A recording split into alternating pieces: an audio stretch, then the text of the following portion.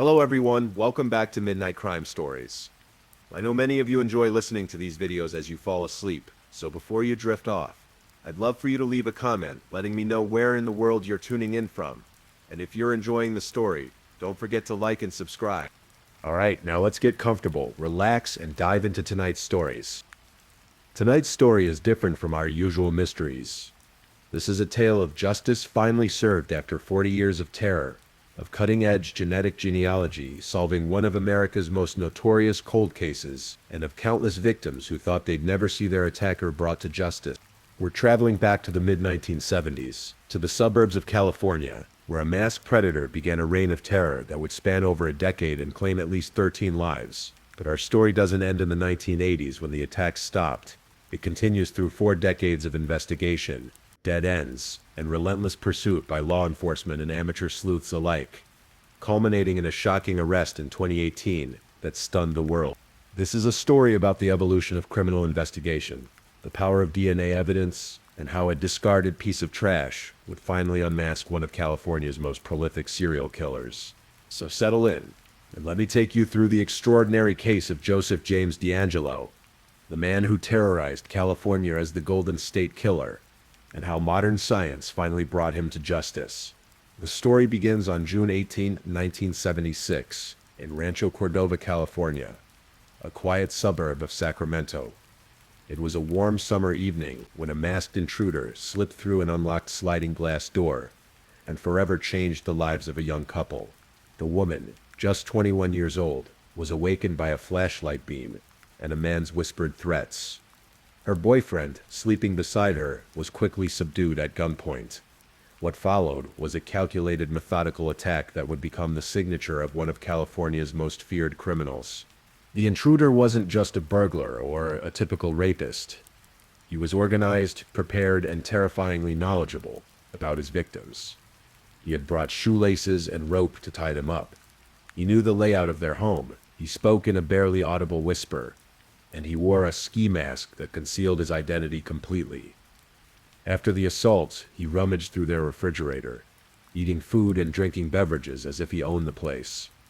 Then, as quietly as he had arrived, he vanished into the night. This wasn't a crime of opportunity. It was the work of someone who had been watching, planning, and preparing. The couple reported the attack to the Sacramento County Sheriff's Department, but at the time, no one could have imagined that this was just the beginning of a crime spree that would terrorize California for over a decade. Over the next few months, similar attacks began occurring throughout the Sacramento area, with alarming frequency. The pattern was always the same. A masked intruder would break into homes, usually targeting couples, and would spend hours terrorizing his victims. He would separate couples, tying up the male and taking the female to another room. His voice was always a harsh whisper, and he seemed to take particular pleasure in the psychological torture of his victims. By early 1977, Sacramento County Sheriff's Detective Richard Shelby had connected several of these attacks to the same perpetrator. The media dubbed him the East Area Rapist, and panic began to spread through Sacramento's suburban communities. Residents installed new locks, bought guns, and organized neighborhood watch groups. But the attacks continued. What made this case particularly chilling was the level of preparation the attacker showed.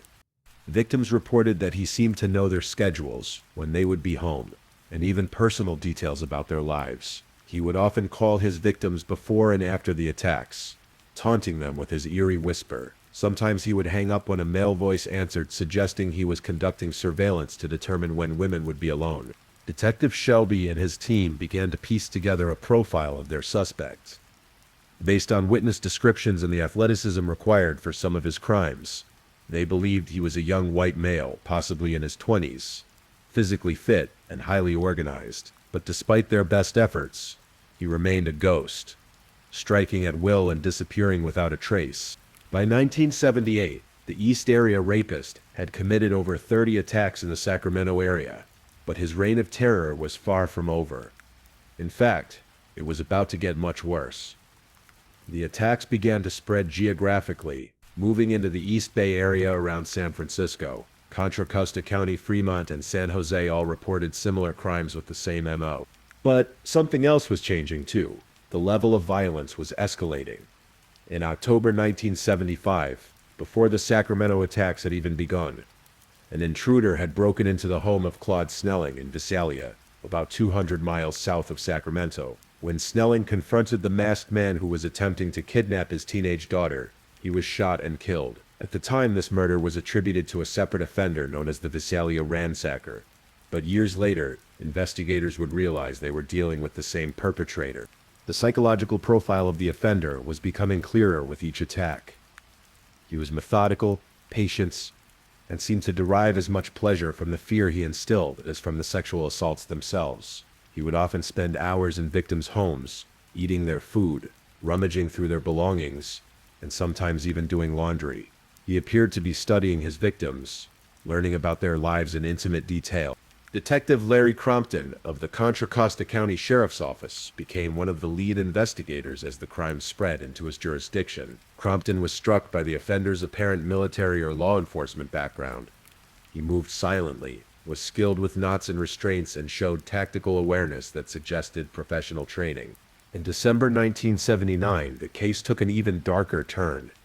In Goleta, near Santa Barbara, a young couple was brutally murdered in their home.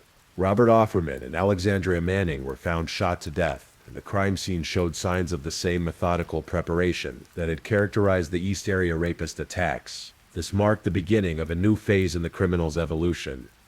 He was no longer content with sexual assault and burglary. He had become a killer. Over the next few years, similar double murders occurred throughout Southern California. In March 1980, Lyman and Charlene Smith were bludgeoned to death in their Ventura home. In August 1980, Keith and Patrice Harrington were killed in Dana Point. The murders continued sporadically through 1986, with the final confirmed victims being Janelle Cruz in Irvine. These murders were initially investigated as separate cases by different law enforcement agencies. The killer, now dubbed the original Night Stalker in Southern California, to distinguish him from Richard Ramirez, who was also called the Night Stalker, seemed to have an uncanny ability to evade capture despite the massive law enforcement response. What investigators didn't realize at the time was that they were dealing with one extremely prolific offender who had simply changed his tactics and moved his hunting ground. The East Area Rapist and the original Night Stalker were the same person, but it would be years before this connection was definitively made. Throughout the 1980s and 1990s, the investigation into these crimes continued, but progress was frustratingly slow. The cases had grown cold, and despite the best efforts of dozens of detectives across multiple jurisdictions, the perpetrator remained unidentified. Detective Larry Crompton retired from the Contra Costa County Sheriff's Office, but never stopped working the case. He wrote a book about the East Area Rapist, hoping to generate new leads and keep public attention focused on the crimes. Other investigators, both active and retired, formed informal networks to share information and theories. One of the most dedicated was investigator Paul Holes from the Contra Costa County District Attorney's Office. Holes had joined the office as a forensic scientist in 1994 and became obsessed with the East Area Rapist case. He spent countless hours reviewing evidence, re-interviewing victims, and trying to develop new leads using emerging forensic technologies. The breakthrough everyone was hoping for came with the development of DNA analysis. By the late 1990s, crime labs were able to extract DNA profiles from evidence that had been collected decades earlier. The various law enforcement agencies working these cases began to submit their evidence for DNA testing, and the results were revelatory. In 2001, DNA evidence definitively linked the East Area Rapist attacks in Northern California to the original Night Stalker murders in Southern California. After more than 20 years, investigators finally had proof that they were dealing with a single offender. The cases were officially linked, and the combined investigation was reinvigorated. While law enforcement continued their official investigation, the case was also attracting attention from amateur investigators and true crime enthusiasts. The most notable of these was Michelle McNamara, a writer and blogger who became deeply invested in the case. McNamara had started a blog called True Crime Diary, where she wrote about unsolved cases, but the East Area Rapist original Night Stalker case became her obsession. She spent years researching every aspect of the crimes, creating detailed timelines, maps, and theories. She was in regular contact with investigators and victims, and her work helped keep public attention focused on the case. It was McNamara who coined the term Golden State Killer to refer to the perpetrator, arguing that the existing names were confusing and didn't adequately capture the scope of his crimes across the entire state. The name stuck, and the case became widely known by this moniker. Tragically, McNamara died suddenly in 2016 at the age of 46, before she could complete her book about the case.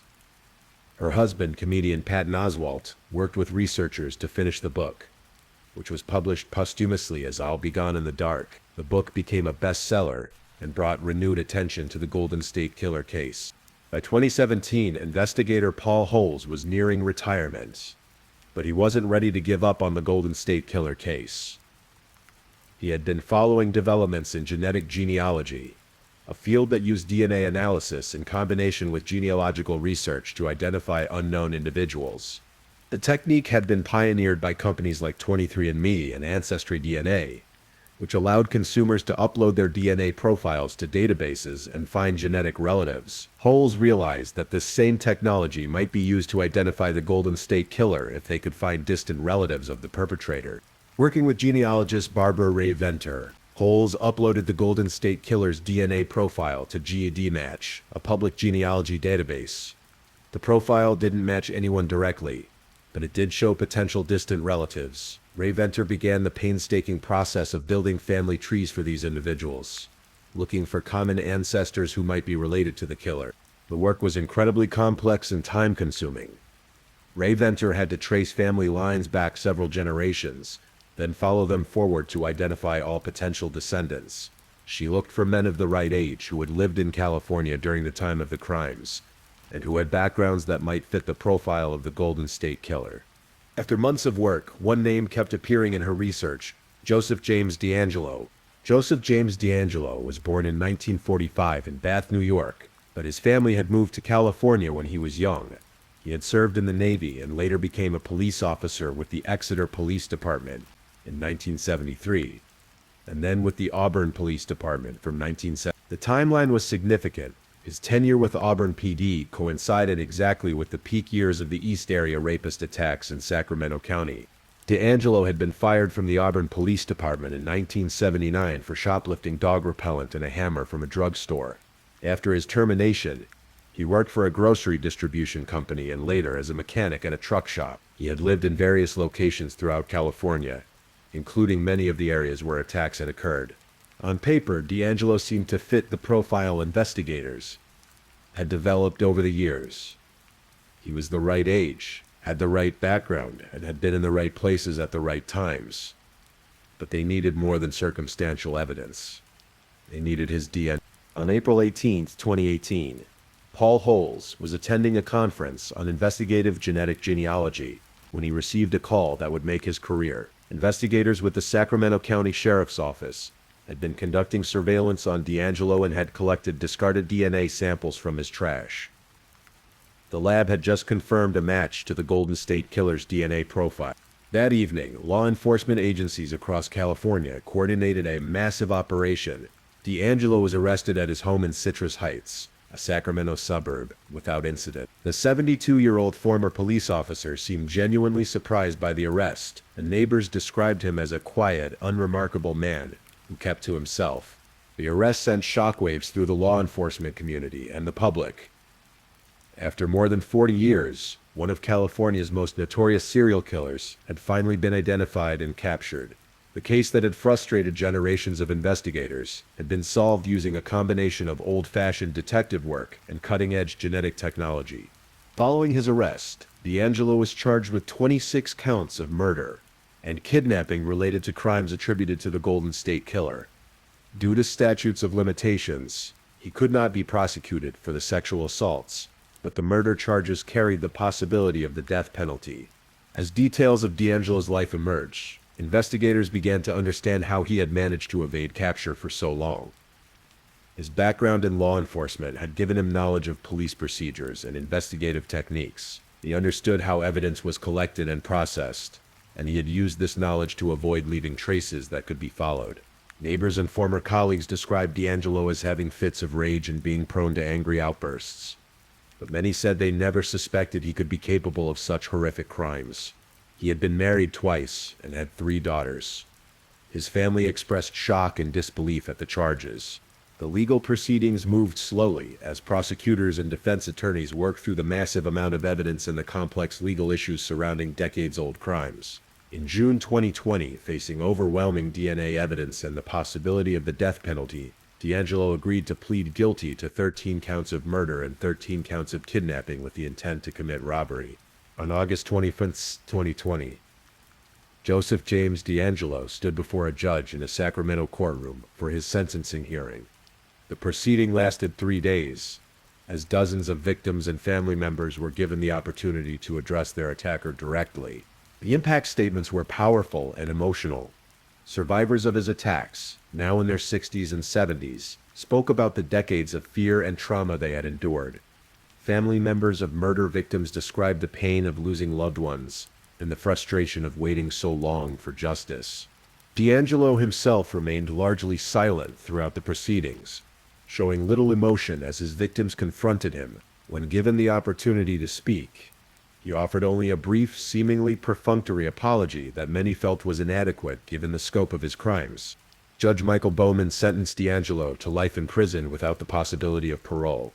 The judge noted that while DeAngelo had avoided the death penalty through his plea agreement, he would spend the rest of his life behind bars, dying in prison as he deserved. The Golden State Killer case has had a profound impact on criminal investigation and forensic science. The use of investigative genetic genealogy to identify DeAngelo has opened up new possibilities for solving cold cases that were previously considered unsolvable. In the years since DeAngelo's arrest, dozens of other cold cases have been solved using similar techniques. The method has been used to identify suspects in murders, sexual assaults, and other serious crimes dating back decades. The success has been so dramatic that many law enforcement agencies have dedicated units specifically focused on genetic genealogy investigations. The case has also highlighted the importance of preserving evidence from old cases. DNA samples that were collected in the 1970s and 1980s, long before DNA analysis was possible, proved to be the key to solving these crimes. Many law enforcement agencies have since invested in better evidence storage and preservation systems. For the victims and their families, DeAngelo's conviction brought a measure of closure that many had thought would never come. While nothing could undo the trauma they had suffered, knowing that their attacker had finally been brought to justice provided some comfort and sense of resolution. The genetic genealogy technique that led to DeAngelo's identification represents a revolutionary advance in forensic science. Traditional DNA analysis can only identify a suspect if their DNA profile is already in a law enforcement database such as CODIS, Combined DNA Index System. But the vast majority of people have never had their DNA collected by law enforcement, so this approach has limited effectiveness.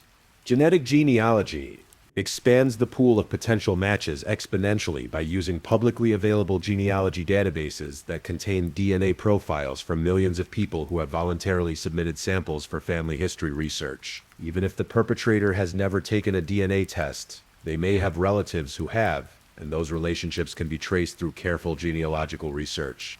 The process is complex and time-consuming, requiring collaboration between forensic scientists, genealogists, and investigators. But when successful, it can identify suspects in cases that have been cold for decades. The technique has proven so effective that it has become a standard tool in many law enforcement agencies' investigative arsenal. The Golden State Killer case represents one of the most significant advances in criminal investigation in modern history. For more than 40 years, Joseph James DeAngelo terrorized California, committing at least 50 sexual assaults and 13 murders, while successfully evading one of the largest investigations in the state's history. His ability to remain undetected for so long was due to a combination of factors: his knowledge of police procedures from his law enforcement background, his careful selection of victims and locations, his meticulous planning and preparation, and simple luck. But ultimately, it was science that brought him to justice. The case also demonstrates the importance of never giving up on seeking justice for victims of violent crime. Investigators like Paul Holes and Larry Crompton worked these cases for decades, often on their own time and without recognition. Their persistence, combined with advances in forensic technology, eventually led to DeAngelo's identification and arrest.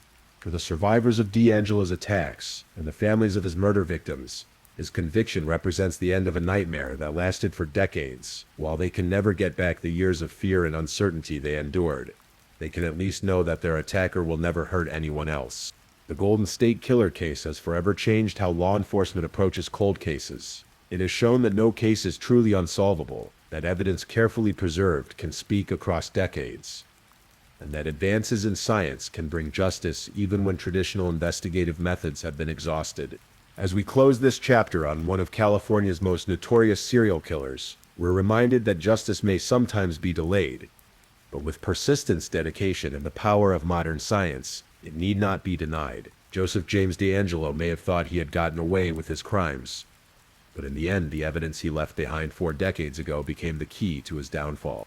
Tonight, as residents of California sleep peacefully in their homes, they can rest easier knowing that the Golden State Killer is finally behind bars, where he will remain for the rest of his life. The reign of terror that began in 1976 has finally ended, and justice has been served. Please, I'm putting it out there. If you're listening to this stories and haven't subscribed, please consider supporting my channel.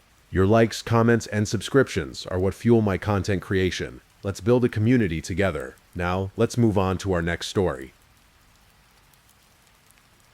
Story 2.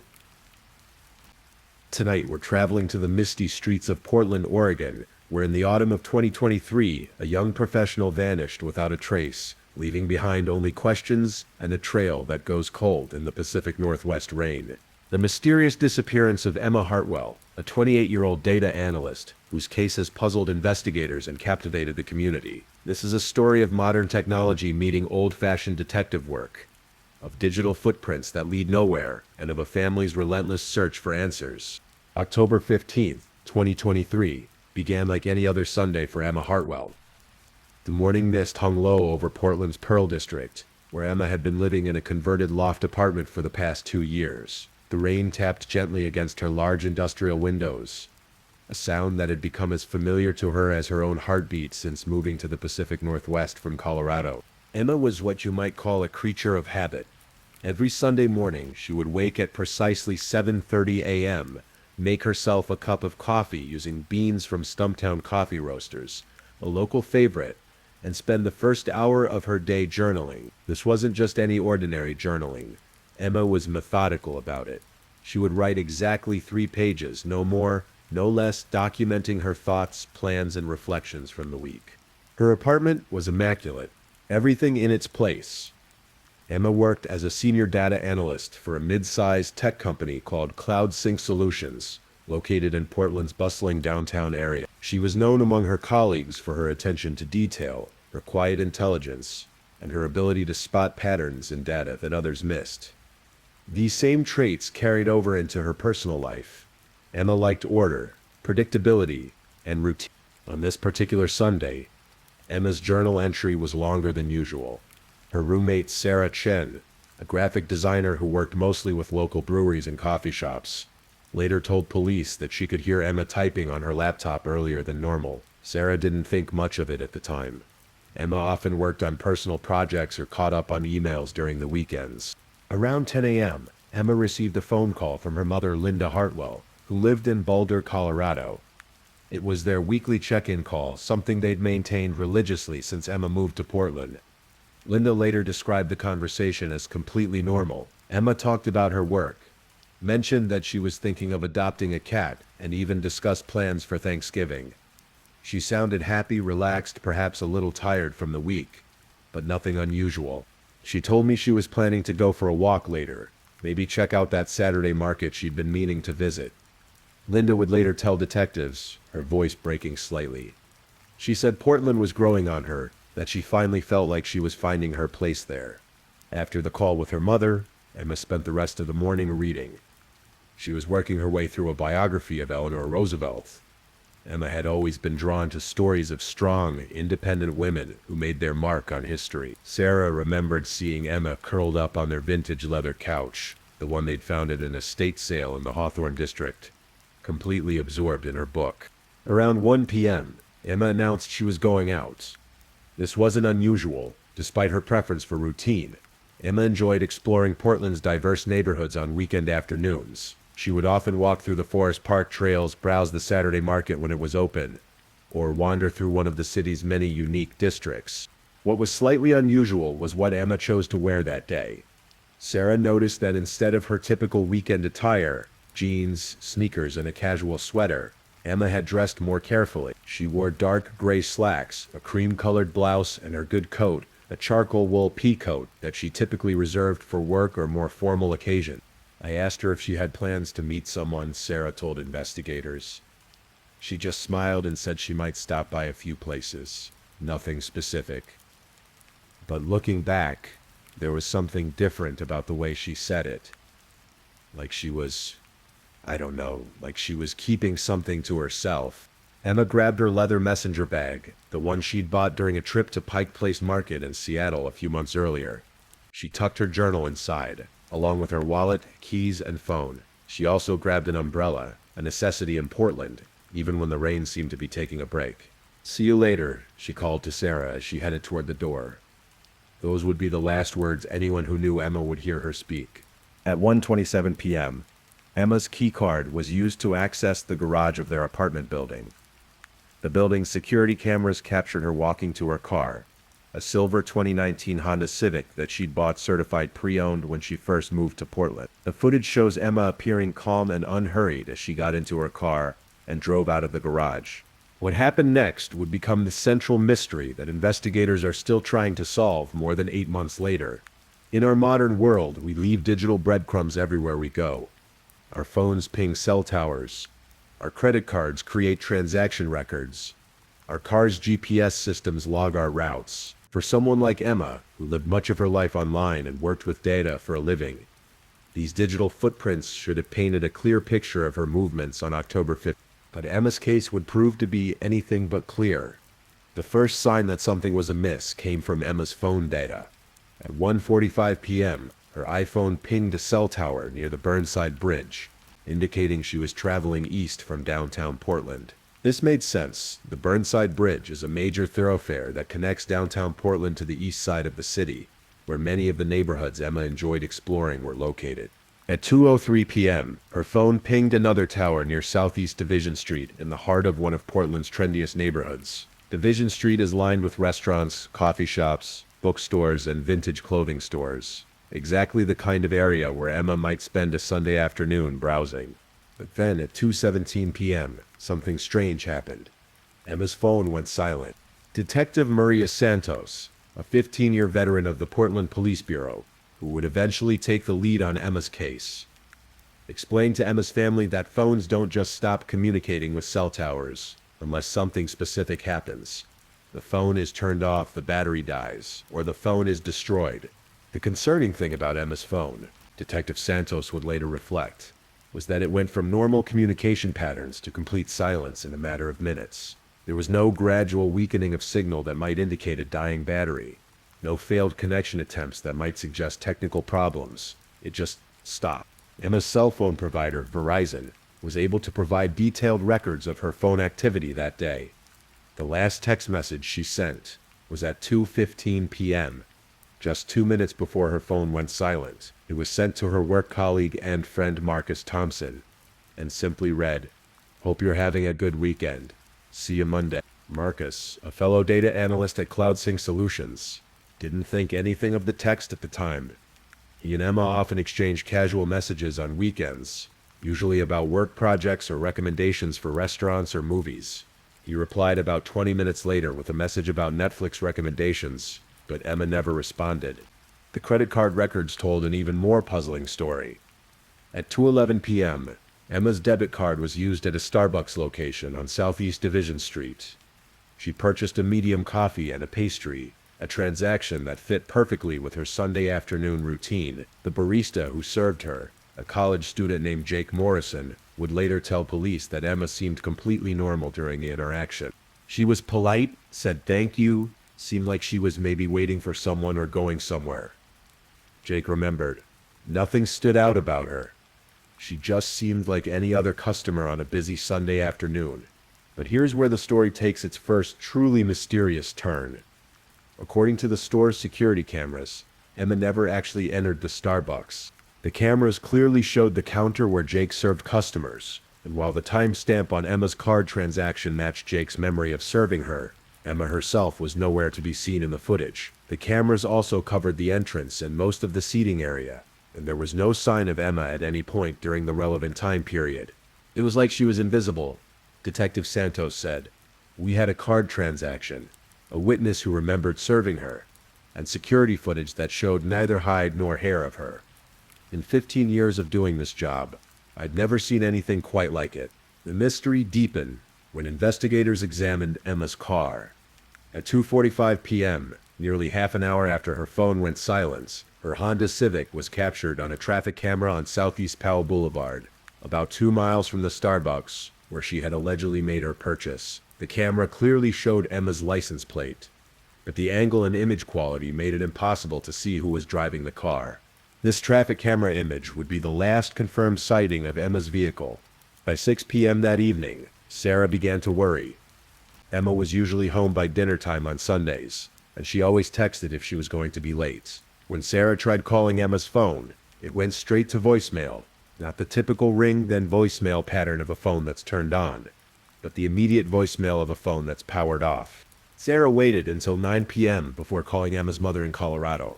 Linda immediately knew something was wrong. Emma never ever disappeared without telling someone where she was going, Linda would later tell reporters. She was the most responsible person I knew. Even as a teenager, she would leave notes if she was going to be 5 minutes late, coming home from school. By midnight on October 15th, Linda Hartwell was on a red-eye flight from Denver to Portland, and Sarah had filed a missing person report with the Portland Police Bureau. The investigation into Emma Hartwell's disappearance was about to begin, and it would uncover mysteries that no one, not her family, not her friends, and not the experienced detectives assigned to the case, could have anticipated. Monday morning, October 16th, dawned gray and drizzling in Portland, typical weather for mid-October in the Pacific Northwest. While the city went about its normal business, Detective Maria Santos arrived at her desk at the Portland Police Bureau to find Emma Hartwell's missing person file waiting for her. Santos had seen her share of missing person cases over the years. Most resolved themselves within 48 hours. People staying with friends without telling family. Brief mental health crises. Simple miscommunications. But something about Emma's case immediately struck her as different. The first thing that caught my attention was how completely out of character this was, Santos recalled. When someone with Emma's personality and habits just vanishes, you pay attention. This wasn't someone who made impulsive decisions or lived unpredictably.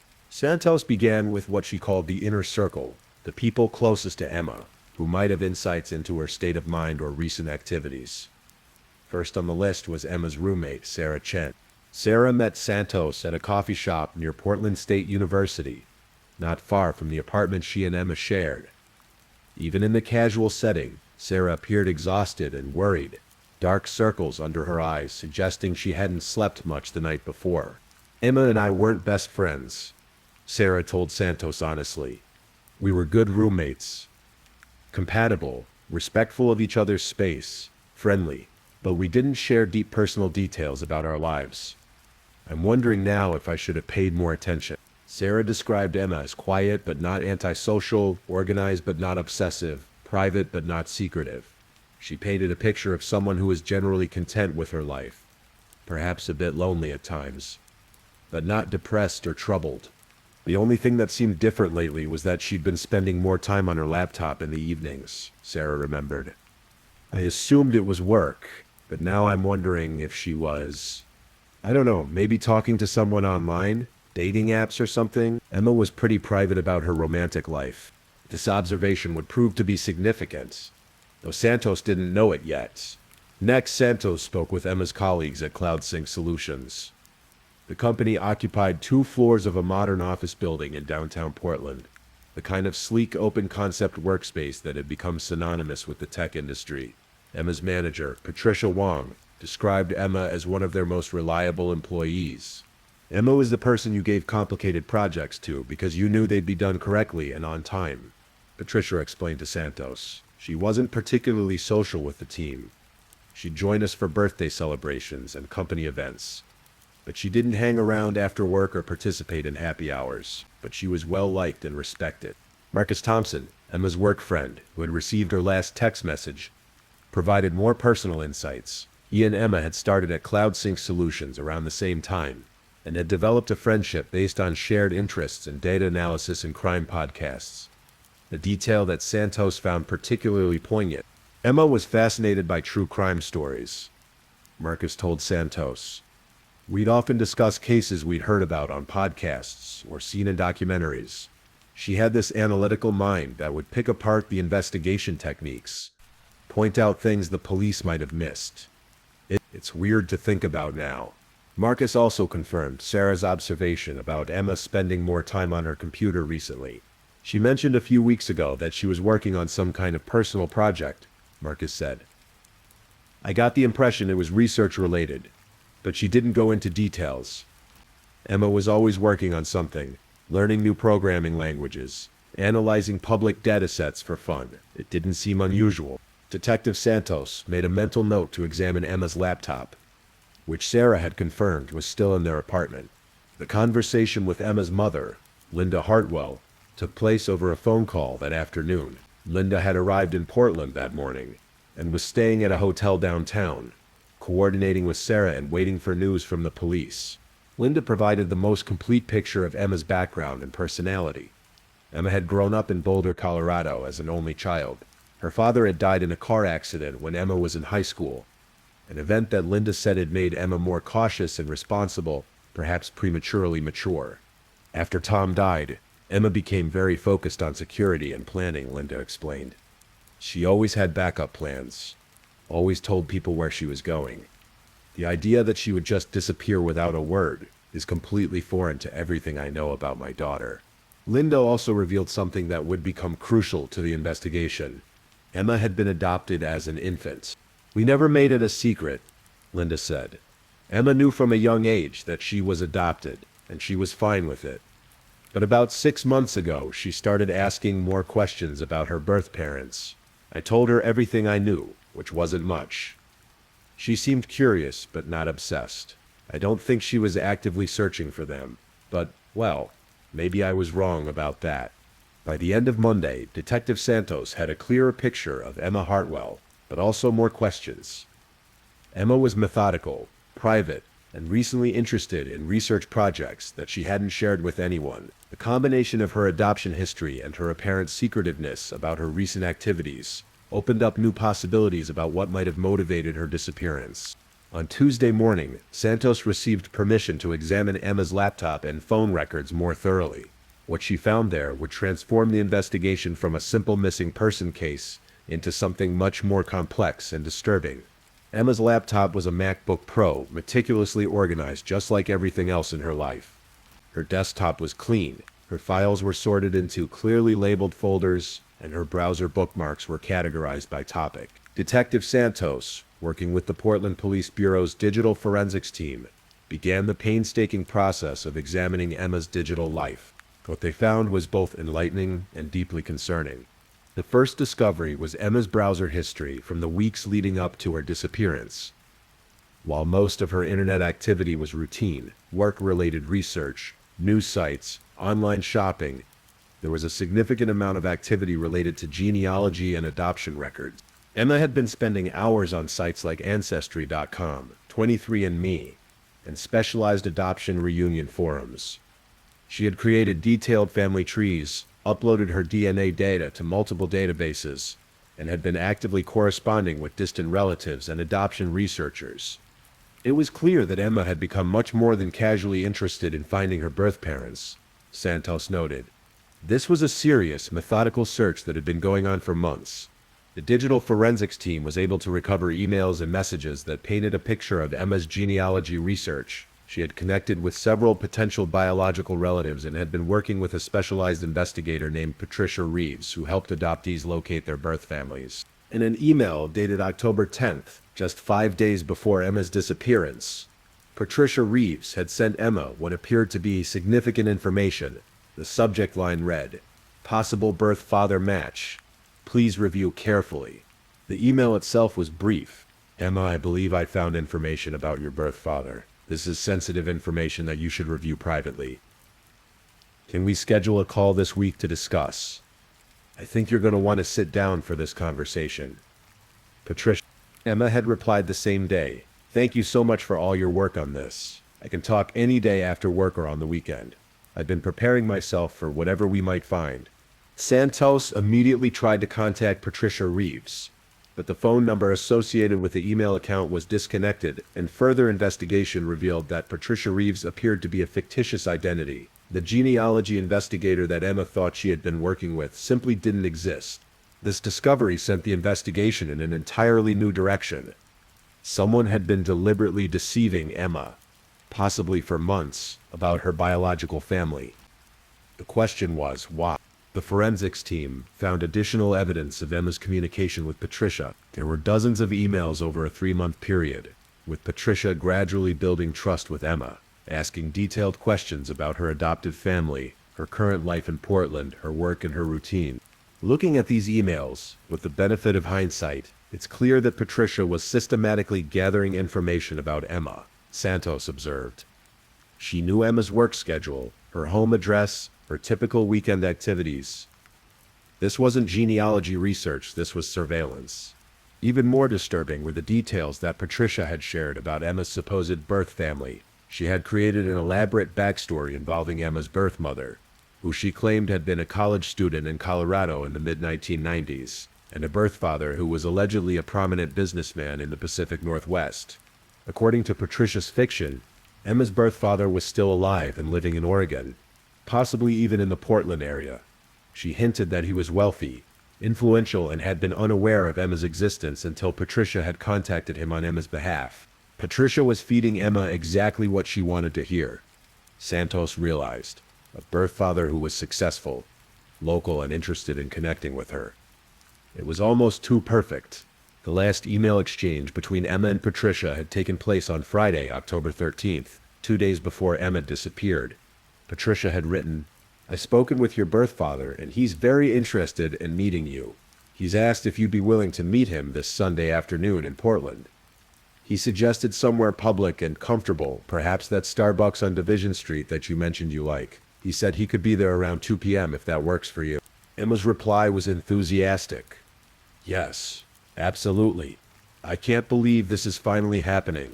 Should I bring anything? How will I recognize him?" Patricia's final email was brief. "He'll recognize you. You apparently look very much like your birth mother. He'll approach you when he sees you." Emma, I'm so happy I could help make this connection happen.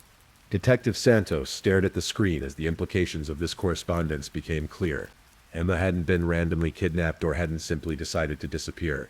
She had been deliberately lured to that Starbucks on Division Street by someone who had spent months gaining her trust and learning her habits.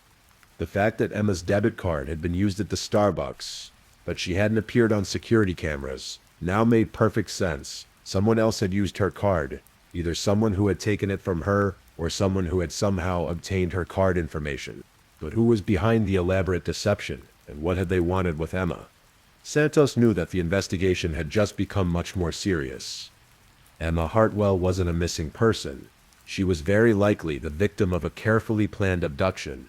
With the revelation that Emma had been deliberately targeted and lured by a fake genealogy investigator, Detective Santos knew she needed to expand the investigation significantly. This was no longer a case that could be solved by examining Emma's immediate circle of family and friends. This required federal resources and specialized expertise. Santos contacted the FBI's Portland field office and requested assistance with what now appeared to be an interstate kidnapping case. Special Agent David Chen, no relation to Emma's roommate Sarah, was assigned to work with the Portland Police Bureau on the investigation.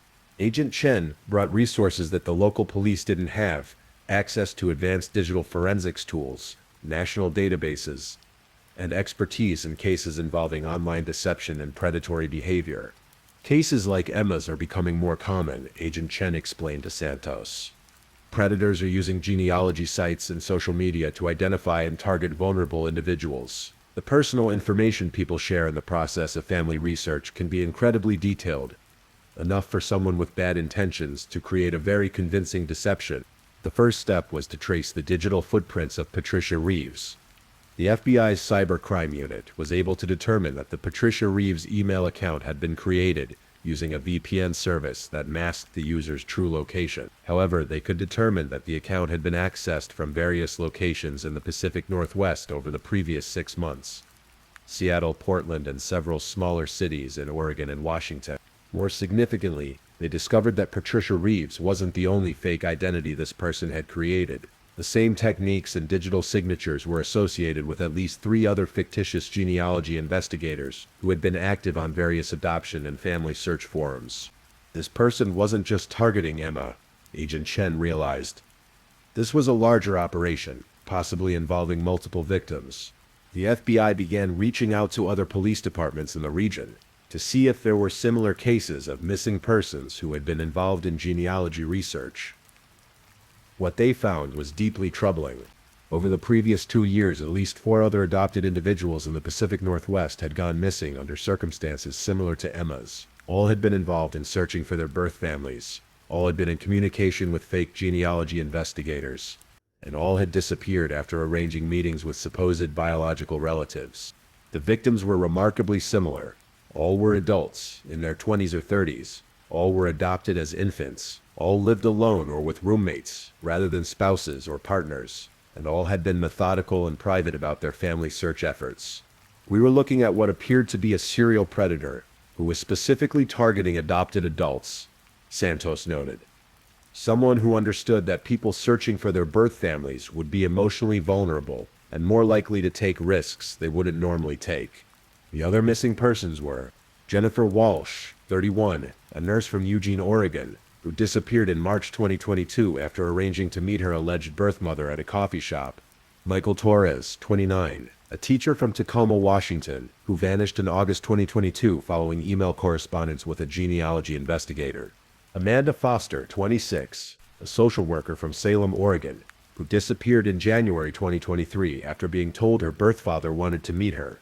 Ryan Chen, 33, a software developer from Bellingham, Washington, who went missing in June 2023 under nearly identical circumstances to Emma's case.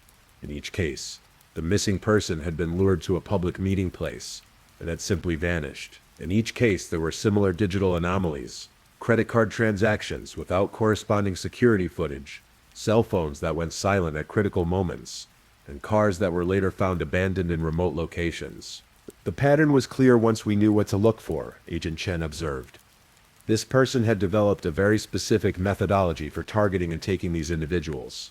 Perhaps the most chilling discovery was what the FBI found when they analyzed the genealogy information that had been shared with each victim. While the fake investigators had told different stories to different people, there were subtle similarities in the fictional family histories they created.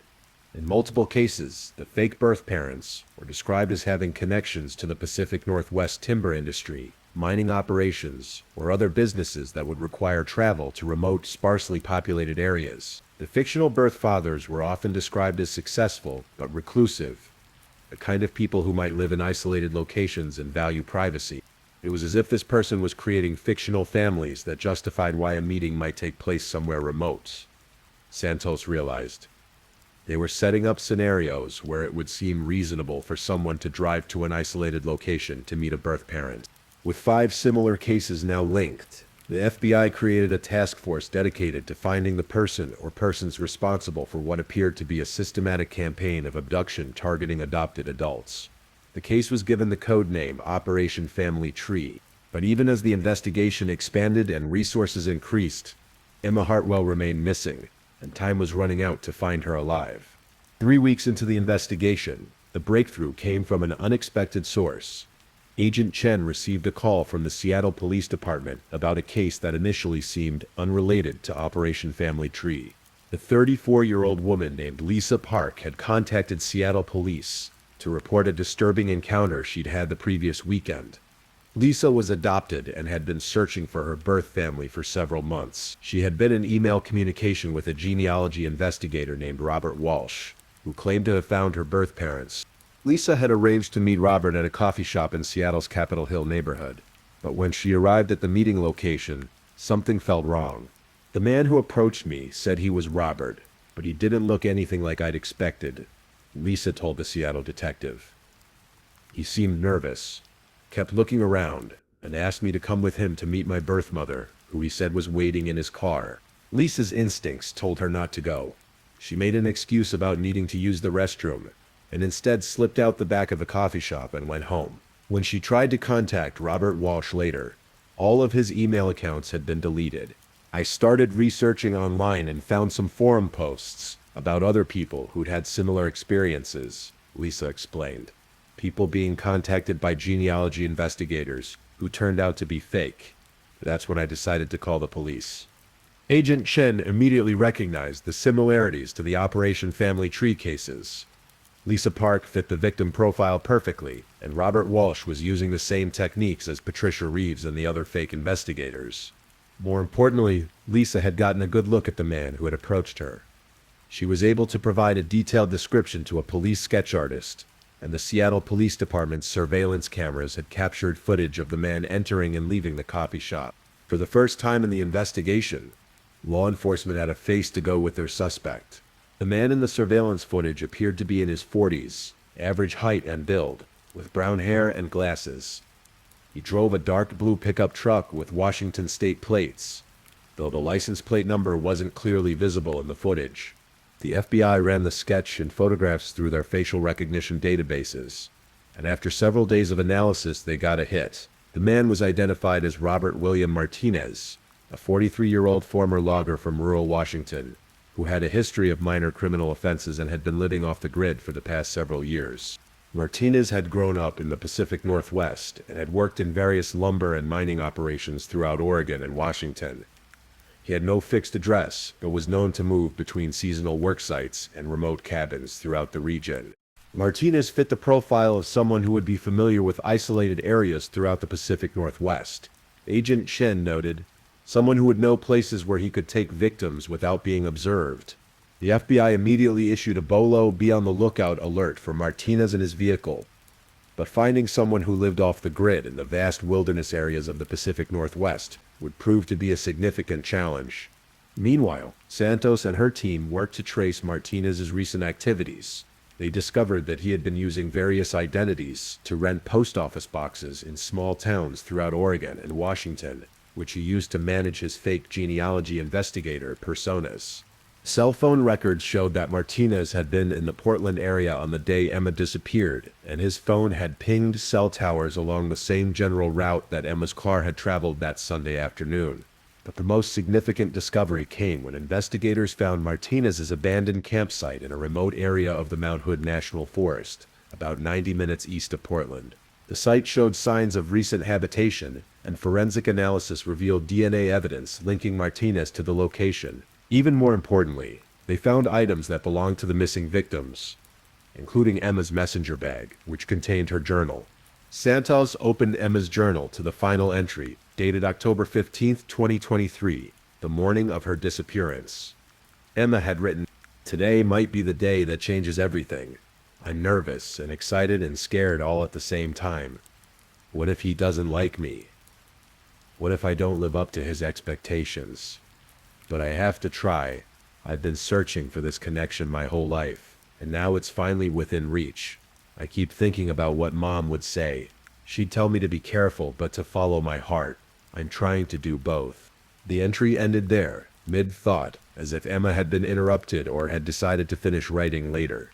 Reading Emma's final words, Santos felt the weight of the case more heavily than ever. Emma had been full of hope and anticipation when she left her apartment that Sunday afternoon, completely unaware that she was walking into a carefully laid trap. With Martinez identified and evidence linking him to multiple victims, the search intensified. But the vast wilderness areas where he was likely hiding posed enormous challenges. Time was running out, and everyone involved in the investigation knew that the longer the victims remained missing, the less likely it became that they would be found alive. The final phase of Operation Family Tree was about to begin, and Emma Hartwell's fate, along with that of 4 other missing people, hung in the balance. That concludes tonight's true crime story. The case of Emma Hartwell and the Pacific Northwest genealogy predator remains active, with law enforcement agencies continuing their search for Robert Martinez and the missing victims. As you drift off to sleep tonight, perhaps take a moment to appreciate the connections you have with your loved ones. And remember that in our increasingly connected world, not everyone who reaches out to us online has good intentions. Story 3. This story also is different from our usual mysteries, just like our first story. This is a tale of justice finally served, of modern science solving an old puzzle, and of a family that never gave up hope. We're traveling back to the autumn of 1994, to the college town of Corvallis, Oregon, where a young graduate student's life was cut tragically short. But our story doesn't end in 1994. It continues through 3 decades of investigation, false leads, and technological advances, culminating in a breakthrough that would finally bring Katherine Wells' killer to justice. This is a story about the power of perseverance, the incredible advances in forensic science, and how sometimes the smallest trace of evidence can speak volumes, even after 30 years of silence. October 12, 1994, dawned crisp and clear in Corvallis, Oregon.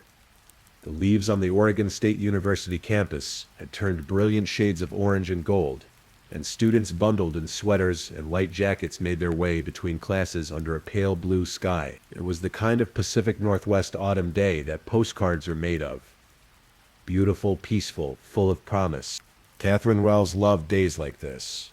The 23-year-old graduate student in environmental science had moved to Corvallis from Northern California 2 years earlier to pursue her master's degree, and she had fallen in love with Oregon's natural beauty. Katherine, or Kat as her friends called her, was passionate about conservation and spent much of her free time hiking the trails around Corvallis, photographing wildlife and documenting the plant species she encountered. Kat was the kind of person who seemed to embody the spirit of the early 1990s environmental movement. She drove a beat-up Subaru covered with bumper stickers, supporting various environmental causes.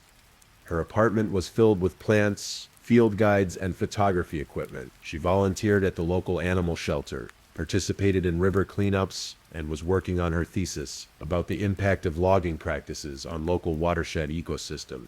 On that beautiful October morning, Kat had plans that perfectly reflected her interests and personality. She had finished her morning classes, advanced ecosystem analysis and research methods in environmental science, and was preparing for an afternoon of field work in the McDonald-Dunn Forest, 11,000-acre research forest managed by Oregon State University. Kat's thesis advisor, Dr. Margaret Chen, would later tell investigators that Kat had been excited about this particular research trip. She had identified a section of old-growth forest that showed interesting biodiversity patterns, and she wanted to collect soil samples and photograph the understory plant communities before the autumn rains began in earnest. Katherine was meticulous about her research, Dr. Chen recalled. She always filed detailed plans about where she was going and when she expected to return. Safety was always a priority for her, especially when she was working alone in remote areas. Kat's roommate, Jennifer Martinez, was a fellow graduate student studying history. She and Kat had become close friends over the 2 years they'd shared a small apartment near campus. Jennifer remembered Kat's excitement about her research trip that morning. She was up early, packing her equipment, Jennifer told police later. She had her camera, her field notebook, sample collection materials, GPS unit, which was pretty high-tech back then, and enough supplies for a full day in the forest. She was planning to hike to several different sites and expected to be back by dinner time. Kat left their apartment at 11:30 a.m., driving her green 1987 Subaru wagon toward the McDonald-Dunn Forest. The forest, located about 10 miles north of Corvallis, was a familiar place to Kat. She had been conducting research there since her first semester and knew many of the trails well. It was considered a safe area for students and researchers, with well-maintained roads and regular patrols by forestry staff. According to the timeline that investigators would later reconstruct, Kat arrived at the forest around noon and parked at a trailhead near Soap Creek Road.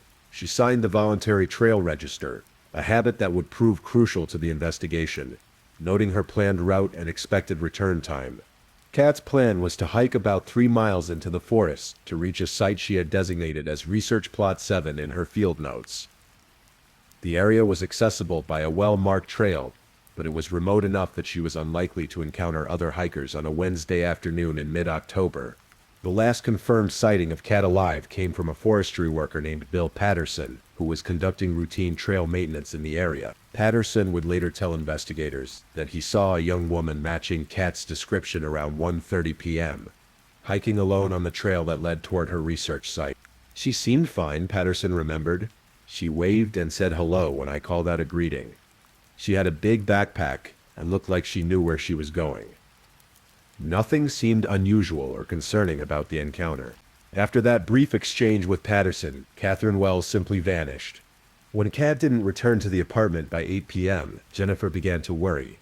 Kat was always punctual and always called if her plans changed. Jennifer tried calling Kat's cell phone.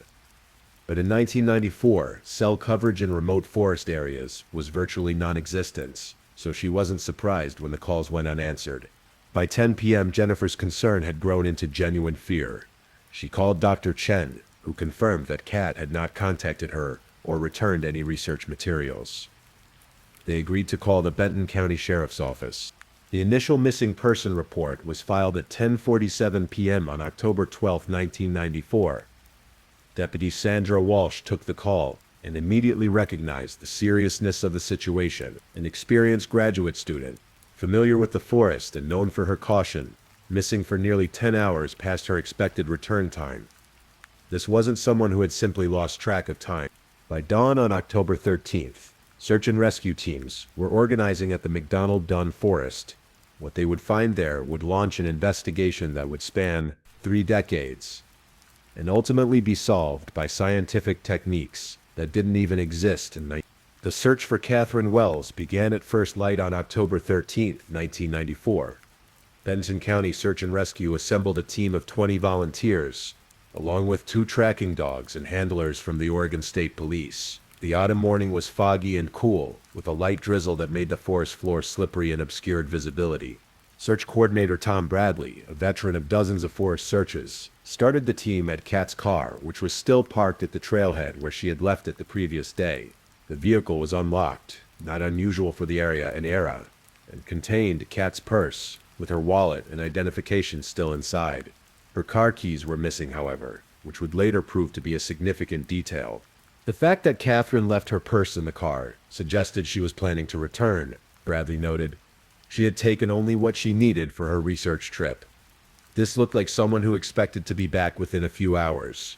The search dogs picked up Kat's scent immediately and followed a trail that matched exactly with the route she had described in the trail register. The team moved methodically through the forest, following the well-maintained trail toward Research Plot 7. About 2 miles into the hike, the dogs became agitated and began following a different path. Not the main trail, but a fainter track that branched off toward a more remote area of the forest. The handlers recognized this as significant behavior and directed the search team to follow the new route. What they found, hidden in a dense grove of Douglas fir trees about 100 yards off the main trail, would haunt everyone involved in the case for decades to come. Katherine Wells was discovered at 2:47 p.m. on October 13th, approximately 26 hours after she had been reported missing. She was found face down in a small clearing, her research equipment scattered around her. It was immediately clear that Kat had not died from an accident or natural causes. Dr. Rebecca Morrison, the Benton County medical examiner, arrived at the scene at 4:15 p.m. Morrison was an experienced forensic pathologist who had handled numerous homicide investigations, but she would later describe the Katherine Wells crime scene as one of the most difficult of her career. It was clear that Katherine had put up a fight, Dr. Morrison noted in her official report. The scene showed signs of a significant struggle. Her defensive wounds indicated that she had fought bravely for her life. The preliminary examination revealed that Kat had died from blunt force trauma to the head, inflicted with what appeared to be a heavy blunt object, possibly a rock or piece of wood from the forest floor. The attack had been brutal and sustained. Detective Ray Martinez of the Benton County Sheriff's Office was assigned as the lead investigator on the case. Martinez was a 12-year veteran of the department with extensive experience in homicide investigations. He arrived at the crime scene as Dr. Morrison was conducting her preliminary examination. The location of the body told us a lot. Martinez would later reflect. Katherine hadn't been killed where we found her. The blood evidence and the pattern of disturbed vegetation indicated that she had been attacked on or near the main trail, then dragged to this more secluded location. Someone had tried to hide what they had done. The crime scene team spent 6 hours carefully documenting and collecting evidence. They photographed everything, made detailed measurements and sketches, and collected samples of anything that might be relevant to the investigation. In 1994, DNA analysis was still in its infancy, but the team collected biological evidence with the hope that advancing technology might someday make it useful. Among the evidence collected were several items that didn't belong to Kat: a cigarette butt found near the body, with what appeared to be saliva stains, several hairs that were inconsistent with Kat's dark brown hair, tissue samples from under Kat's fingernails suggesting she had scratched her attacker, a partial footprint in soft soil near the crime scene from a boot that was larger than Kat's hiking shoes, a torn piece of fabric, possibly from the attacker's clothing. The most significant piece of evidence, though it wouldn't be recognized as such for nearly 3 decades, was a small blood stain on Kat's jacket that didn't match her blood type. In 1994, blood typing was still the primary method of biological identification, and the unknown blood was classified as type A, different from Kat's type O blood. Detective Martinez and his team spent weeks investigating every aspect of Kat's life, looking for anyone who might have had a motive to harm her. They interviewed her friends, family, professors, and fellow students. They examined her academic work to see if her environmental research might have put her in conflict with logging interests or other groups opposed to environmental protection. What they found was a young woman who was universally liked and respected. Kat had no enemies, no romantic entanglements that had ended badly, no financial problems or legal troubles. She was, by all accounts, a dedicated student and researcher who lived a quiet, focused life. Katherine was not a victim of someone she knew, Martinez concluded after months of investigation. This was a random attack by a stranger, which made it infinitely more difficult to solve. The investigation expanded to include known sex offenders in the area, transients who might have been passing through the forest, and anyone with a history of violence against women. Hundreds of people were interviewed, dozens of potential suspects were investigated, and several promising leads were followed to dead ends. By the summer of 1995, the active investigation had stalled.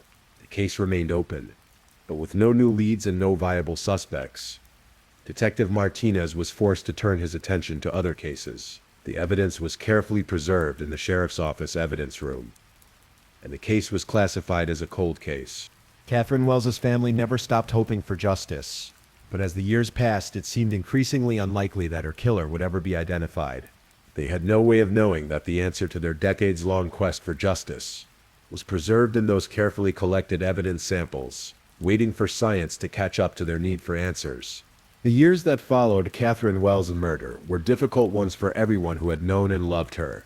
Her parents, Robert and Linda Wells, struggled to come to terms with the loss of their only daughter. Her friends and fellow students at Oregon State University were shaken by the realization that such a terrible crime could happen in a place they had considered safe. Jennifer Martinez, Kat's roommate, finished her graduate degree, but found herself unable to focus on her historical research. She eventually changed her career path entirely, becoming a victim's advocate, work that she said helped her process her own grief while helping others in similar situations. Losing Kat changed everything for me, Jennifer would later reflect. But I couldn't go back to studying the past when the present held so much pain and injustice. I needed to do something that felt like it mattered, like it was helping people who were suffering the way we were suffering. Dr. Margaret Chen continued her environmental research, but established a scholarship in Kat's name for students studying forest ecology. Every year, as she reviewed applications from bright young researchers, she was reminded of the promise that had been cut short in October. Detective Ray Martinez retired from the Benton County Sheriff's Office in 2003, but Kat's case had never left his mind. He had worked dozens of homicides over his career, but there was something about Kat's murder, the senselessness of it, the lack of any apparent motive, the way it had shattered so many lives, that stayed with him. I used to dream about that case, Martinez admitted years later.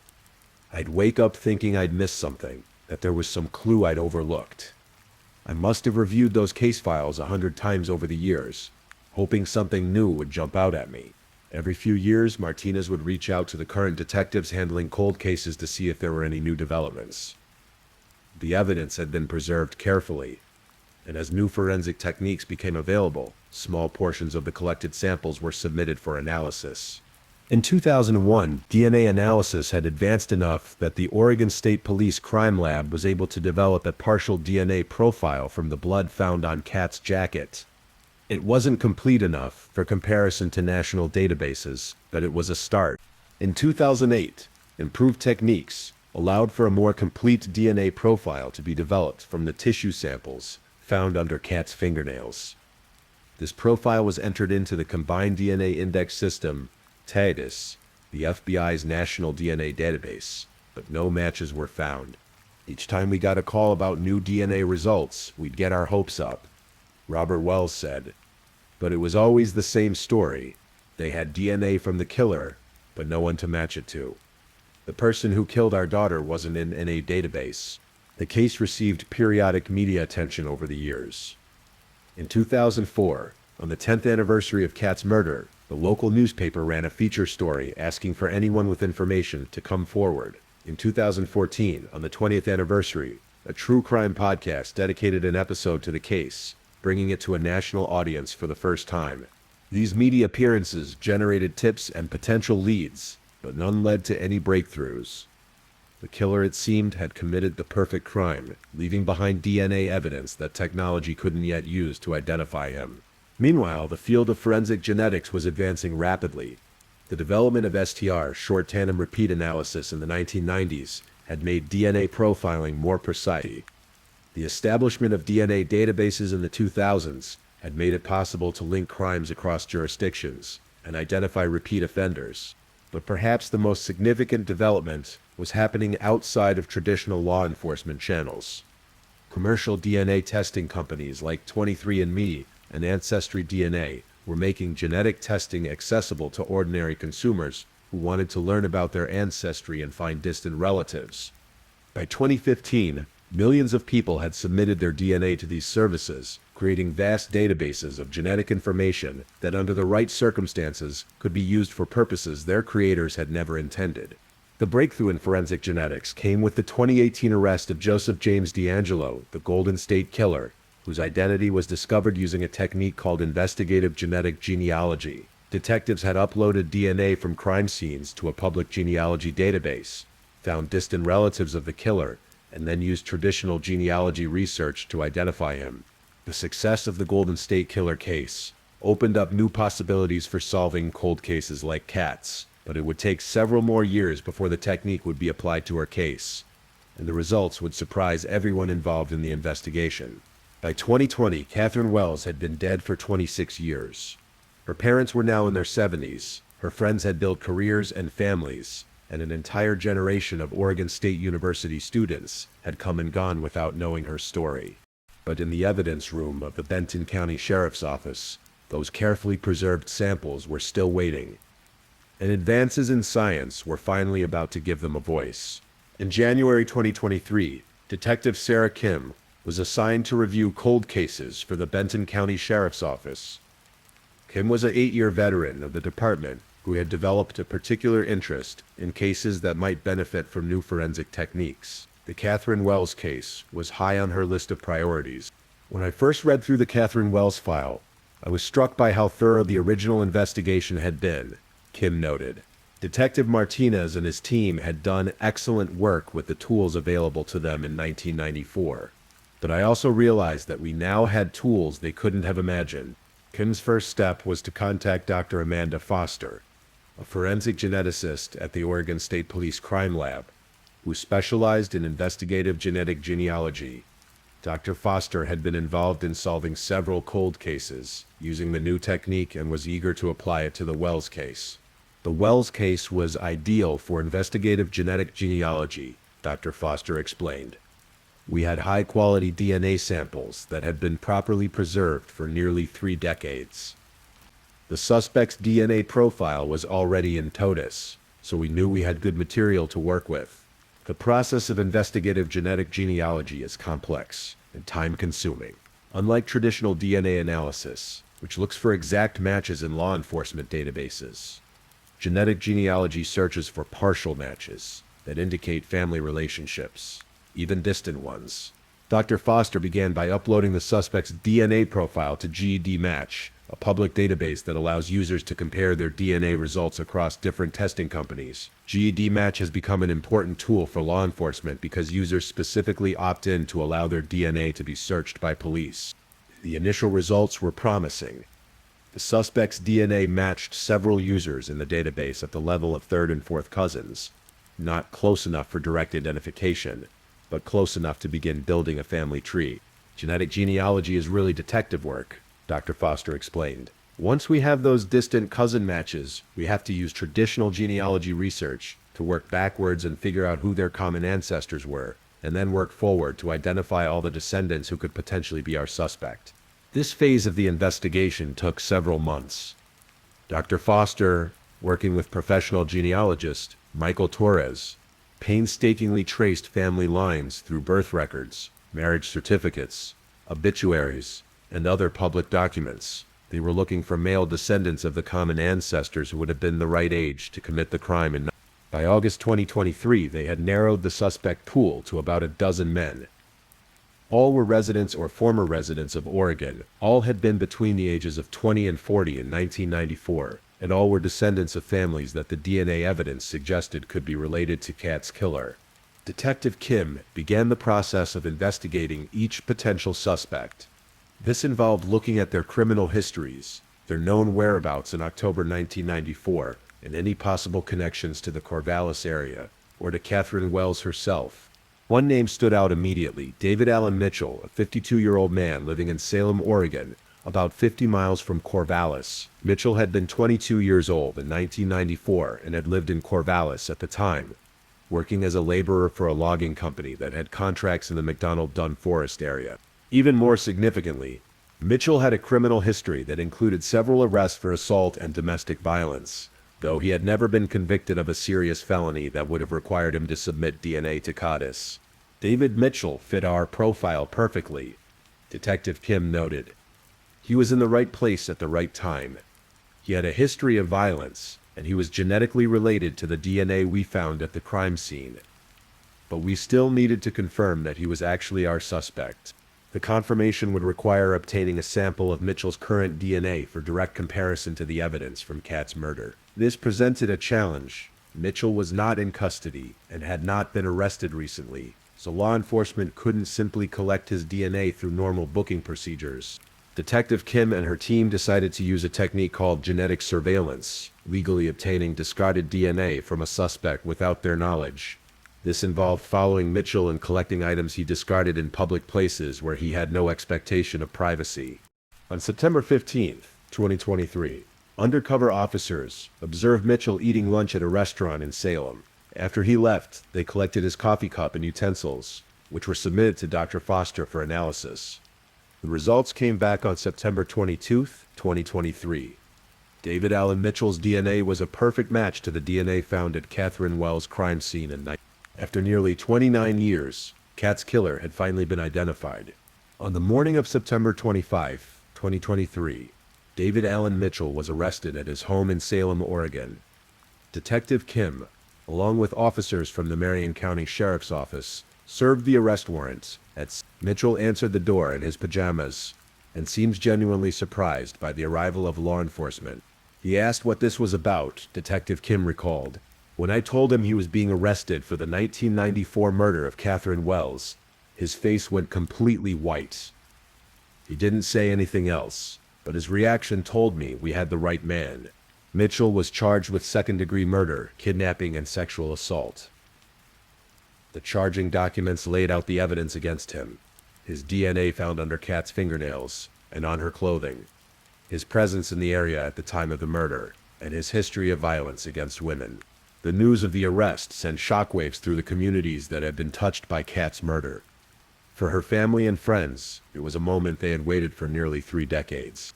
"I never thought I'd live to see this day," said Robert Wells, Kat's father, now 78 years old. "Linda and I had started to accept that we might never know who killed our daughter. To finally have answers, to know that justice is possible even after all these years, it's overwhelming." Jennifer Martinez, Kat's former roommate, had become a victim's advocate in part because of her experience with Kat's unsolved murder. The arrest brought up complex emotions for her. "There's relief, of course," Jennifer said, "but also sadness that Kat can't be here to see this, and anger that this man got to live 29 years of freedom that he didn't deserve." Kat would have been. She should have had a career, a family, a whole lifetime of experiences that were stolen from her. The case against David Mitchell was built not just on DNA evidence, but on a careful reconstruction of his activities and whereabouts in October 1994. Investigators discovered that Mitchell had been working for Cascade Timber Company, which had logging operations in the McDonald Dunn Forest. His work schedule would have given him knowledge of the forest roads and trails, and he would have been in the area regularly. Court records revealed that Mitchell had a troubling pattern of behavior toward women. In 1992, he had been arrested for assaulting a girlfriend, though the charges were later dropped when she declined to testify. In 1996, he was convicted of domestic violence against another partner. There were also several reports of threatening behavior that hadn't resulted in charges. Mitchell was exactly the kind of person who would commit a crime like this, observed Dr. Kim Rossmo, a criminal investigator and expert in geographic profiling. He had access to the location, a history of violence against women, and he fit the psychological profile of someone who would commit an opportunistic attack against a stranger. As the case moved through the court system, more details emerged about the day of Kat's murder. Cell phone records from 1994 were primitive compared to today's standards, but investigators were able to piece together Mitchell's movements through credit card transactions and witness statements. On October 12, 1994, Mitchell had been scheduled to work at a logging site about 5 miles from where Kat was conducting her research. He had signed out of work early, claiming he felt sick, but instead of going home, he had driven through the forest areas where Cascade Timber had active contracts. We believe Mitchell was driving through the forest, possibly scouting logging sites or just killing time, when he encountered Katherine on the trail. Prosecutor Amanda Chen explained to the court.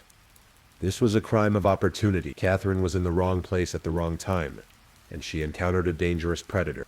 The evidence suggested that Mitchell had approached Kat on the trail, possibly asking for directions or claiming to be lost. The initial encounter might have seemed innocent, but it quickly turned violent when Mitchell realized Kat was alone and vulnerable. Kat's defensive wounds and the evidence of a struggle indicated that she had fought bravely.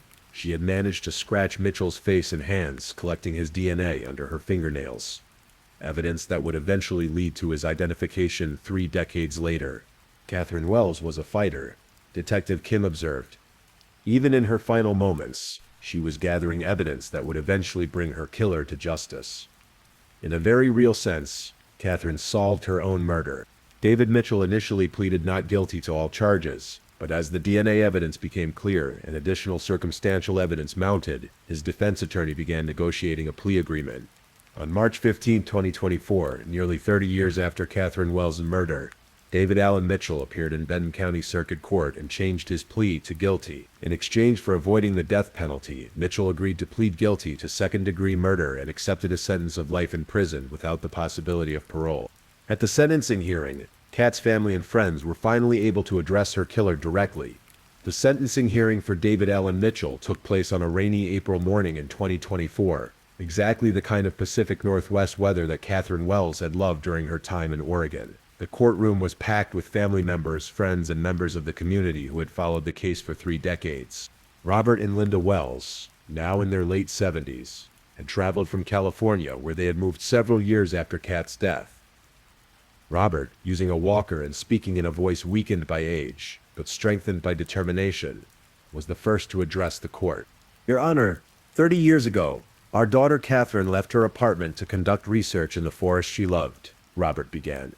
She was 23 years old, brilliant, passionate about protecting the environment, and full of dreams for the future. David Mitchell took all of that away from her, and from us, in a few moments of inexplicable violence.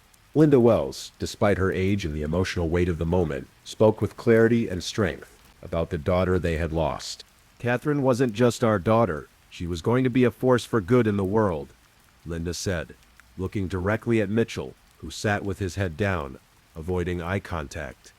She wanted to protect forests and wildlife, to make the world a better place. You didn't just kill our daughter, Mr. Mitchell.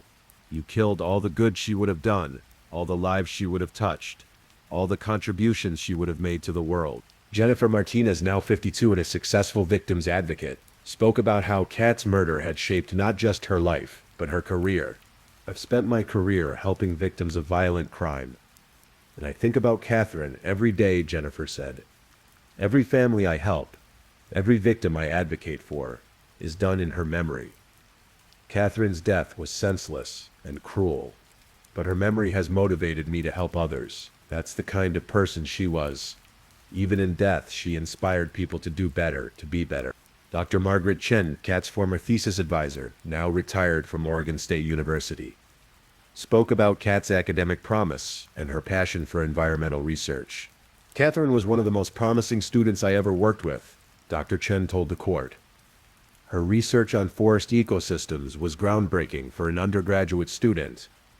She had already been accepted to several doctoral programs and had her pick of career opportunities. She could have made discoveries that would have benefited our understanding of forest ecology for generations to come. The impact statements went on for more than an hour. Friends from college, fellow students who had known Kat, professors who had taught her, and even people who had never met her but had been touched by her story, all spoke about the ripple effects of her murder. Detective Ray Martinez, the original investigator who was now 71 and long retired, was also present at the sentencing. He had followed the case's resolution with intense interest and satisfaction. I worked this case for almost 9 years before I retired, Martinez told the court. Katherine Wells haunted me, not in a supernatural sense, but in the way that unsolved cases stay with detectives. I'm grateful to Detective Kim and Dr. Foster and everyone who finally brought this case to a close. Katherine deserved justice, and her family deserved answers. When it came time for David Mitchell to speak, he stood slowly and, for the first time during the proceedings, made eye contact with Kat's family. I know there's nothing I can say that will bring Katherine back or undo the pain I've caused, Mitchell said, his voice barely audible. I was a different person 30 years ago. Angry, violent, out of control. I can't explain why I did what I did, and I can't ask for forgiveness because I don't deserve it. I'm sorry for the pain I've caused, and I accept responsibility for what I did. His statement was brief and, according to observers, seemed genuine, though it did little to lessen the impact of his crimes. Judge Patricia Wong, who had presided over the case, delivered the sentence with gravity and emotion.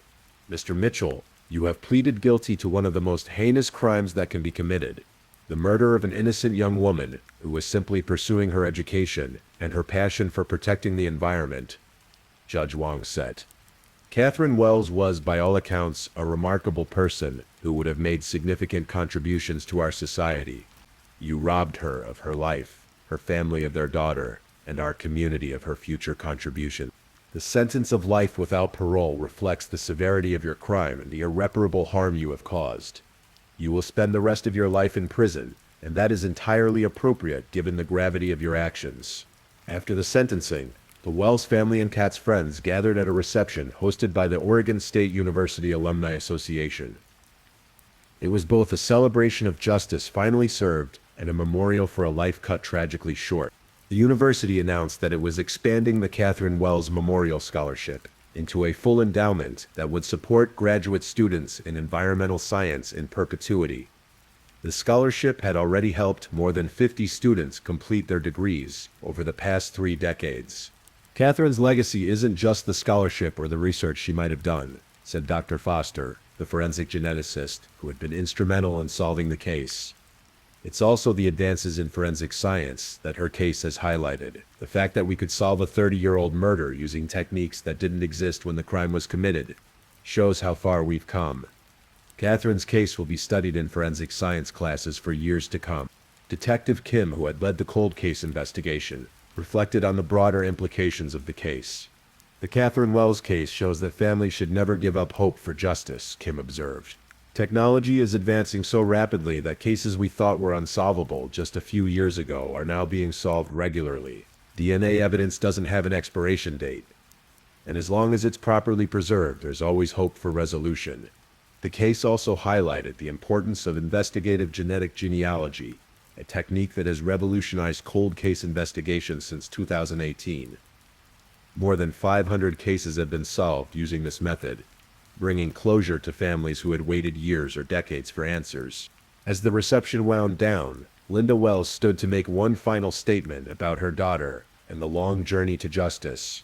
Katherine always believed in the power of science to solve problems and make the world better, Linda said. It's fitting that science, the field she loved, was ultimately what brought her killer to justice. She would have been fascinated by the genetic genealogy techniques that solved her case, and she would have been proud that her death led to advances that will help solve other crimes.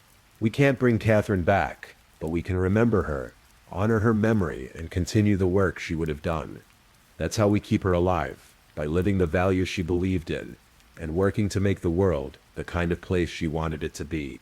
As the gathered friends and family members left the reception, many spoke about how the resolution of Kat's case had brought them a sense of peace they hadn't felt in 30 years. The pain of losing her would never completely go away, but knowing that justice had finally been served allowed them to remember her life rather than just mourn her death. David Allen Mitchell was transported to the Oregon State Penitentiary that afternoon to begin serving his life sentence. At 52 years old, he will spend the rest of his life behind bars, never again able to harm another innocent person. Katherine Wells, who would have turned 53 that year, lived on in the memories of those who loved her, in the scholarship that bore her name, and in the scientific advances that had finally brought her killer to justice. As we reach the end of Katherine Wells' story, it's important to reflect on the broader implications of this case and what it tells us about justice, science, and the power of never giving up hope. The resolution of Kat's murder after 3 decades represents more than just closure for one family. It symbolizes a revolution in criminal justice that is still unfolding. Since the Golden State Killer case in 2018, investigative genetic genealogy has solved hundreds of cold cases across the country, bringing answers to families who had lost hope and ensuring that killers who thought they had escaped justice finally face consequences for their crimes. The Katherine Wells case has become a teaching example in forensic science programs across the country.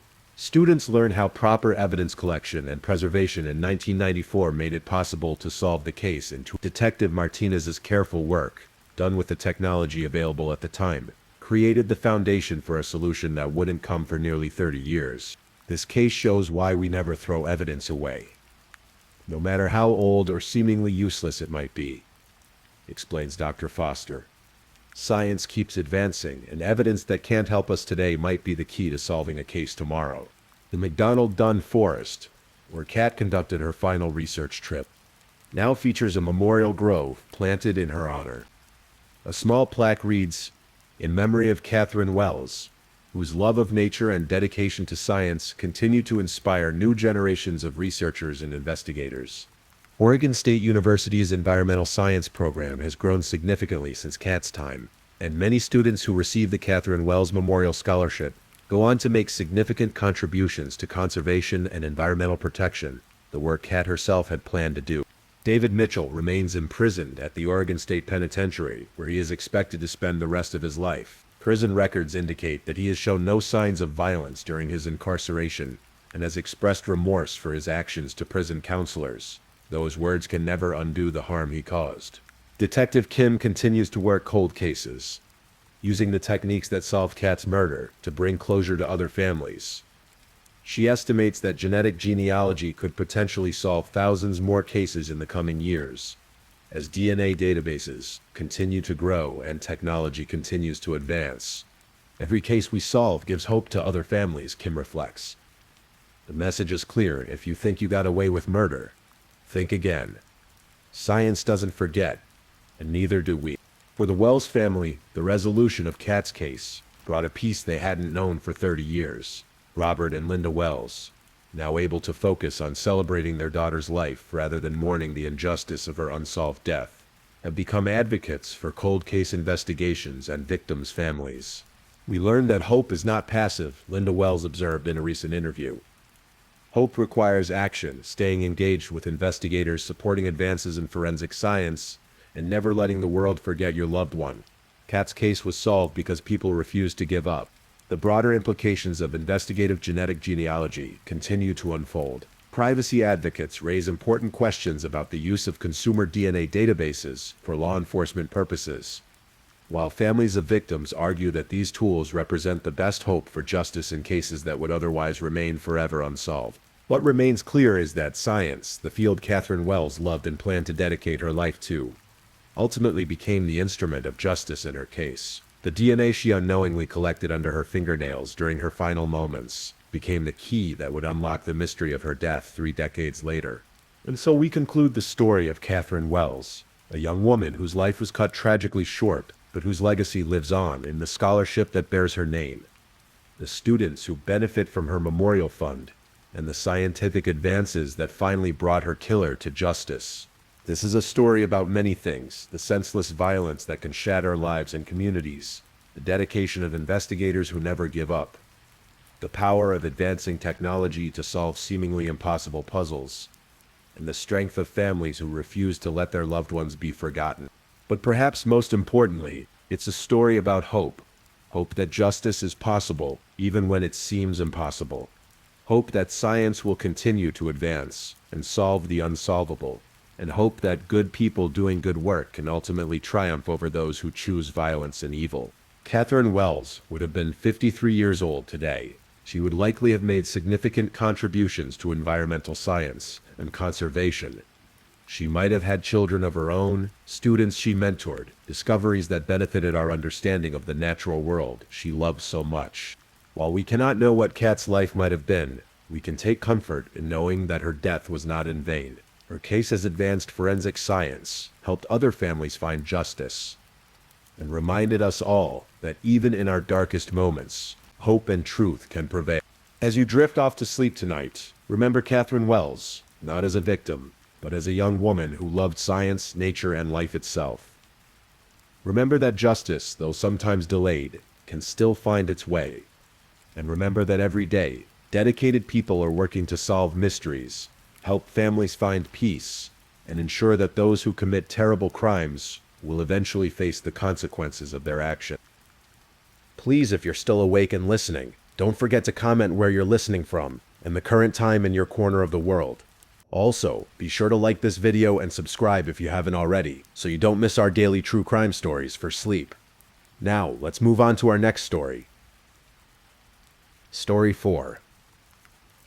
This case takes us to the sun-drenched streets of Santa Barbara, California, where passion, jealousy, and modern technology intersected in ways that would ultimately bring a killer to justice. This is the story of Marcus Rivera, a talented photographer whose eye for beauty and truth would, in the end, capture the evidence needed to solve his own murder. It's a story that reminds us how the digital age has transformed not just how we live, but how justice is served. Our journey begins in the summer of 2019, in a city known for its pristine beaches, Spanish architecture, and wealthy residents who value their privacy. But beneath Santa Barbara's polished surface, human emotions, love, betrayal, and deadly rage were about to collide with devastating consequences. Marcus Rivera had always seen the world differently. Even as a child growing up in East LA, he would notice things others missed. The way sunlight filtered through smog to create unexpected beauty. How shadows could tell stories more compelling than the objects that cast them. The emotions that flickered across faces when people thought no one was looking.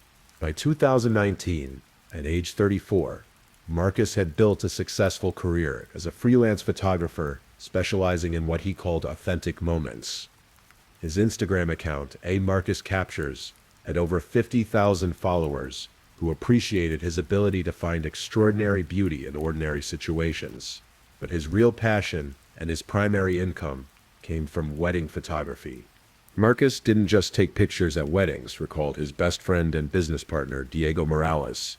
He captured love stories. Couples would hire him not just for the formal shots, but because he had this gift for seeing and preserving the small, intimate moments that make each relationship unique. Marcus had moved to Santa Barbara 3 years earlier, drawn by the perfect California light and the steady stream of high-end weddings that took place in the area's luxury resorts and vineyards. He rented a small studio apartment in the Funk Zone, an artsy neighborhood near the beach, and quickly established himself in the local wedding industry.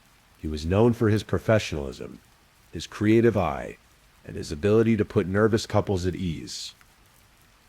His work spoke for itself. Emotional, artistic photographs that couples treasured long after their wedding day. His calendar was booked solid, often months in advance. But Marcus's success came with an unexpected complication, one that would ultimately cost him his life. In March 2019, Marcus was hired to photograph the wedding of Stephanie Chen and Robert Manning at the Baccarat Resort. The wedding was lavish, 200 guests, a beachfront ceremony, and a reception that reportedly cost over. For Marcus, it was just another beautiful Santa Barbara wedding, the kind of event that had become routine in his professional life. What wasn't routine was his instant connection with Stephanie Chen. Stephanie was 28, a marketing executive for a tech company in San Francisco, who had grown up in Santa Barbara. She was intelligent, ambitious, and strikingly beautiful, exactly the kind of woman who would normally be completely out of Marcus's league, or so he thought. The chemistry between them was obvious to everyone at the wedding, remembered Elena Vasquez, who worked as Marcus's assistant that day. But Stephanie was marrying someone else, so we all just assumed it was one of those brief, meaningless attractions that happen sometimes. Robert Manning, the groom, was 35 and worked in private equity. He came from old Santa Barbara money. His family owned several businesses in the area and had been prominent in local society for generations. Robert was used to getting what he wanted, and what he wanted was Stephanie as his trophy wife. The wedding proceeded without incident. Marcus took hundreds of photographs, capturing every moment from the ceremony to the late-night dancing. But those who knew him well noticed something different in his demeanor, a distraction, an unusual intensity when he was photographing the bride. "I could tell something was happening," Diego said later. Marcus was always professional, but that day he seemed, I don't know, more focused on Stephanie than on the wedding as a whole. I should have said something, but it wasn't my place. 3 days after the wedding, Marcus delivered the edited photographs to the happy couple. Standard practice was to provide a digital gallery and a few prints, then move on to the next job. But in this case, Marcus found himself unable to stop thinking about Stephanie Manning. 2 weeks later, he sent her a private message through Instagram. "I hope you don't think this is inappropriate," his message read, "but I wanted to tell you that photographing your wedding was one of the most inspiring experiences of my career. You have this incredible light about you, and I hope your new husband knows how lucky he is." Stephanie's response came within hours. "Thank you for saying that. The photos are absolutely beautiful. Robert and I are so grateful for your work." It was a perfectly appropriate response. Professional, grateful, appropriate. But it opened a door that should have remained closed.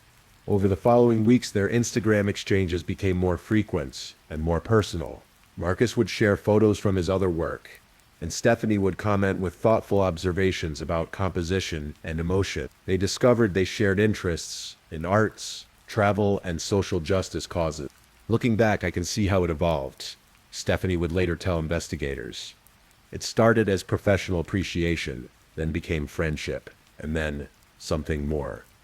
I knew it was wrong, but Marcus made me feel seen in a way that Robert never did." By June 2019, their online friendship had moved to private messaging, then to text messages, and finally to secret meetings. Marcus would drive up to San Francisco on weekends, when Robert was traveling for business. Stephanie would come to Santa Barbara when she could get away from work. Their affair was passionate, but also dangerous.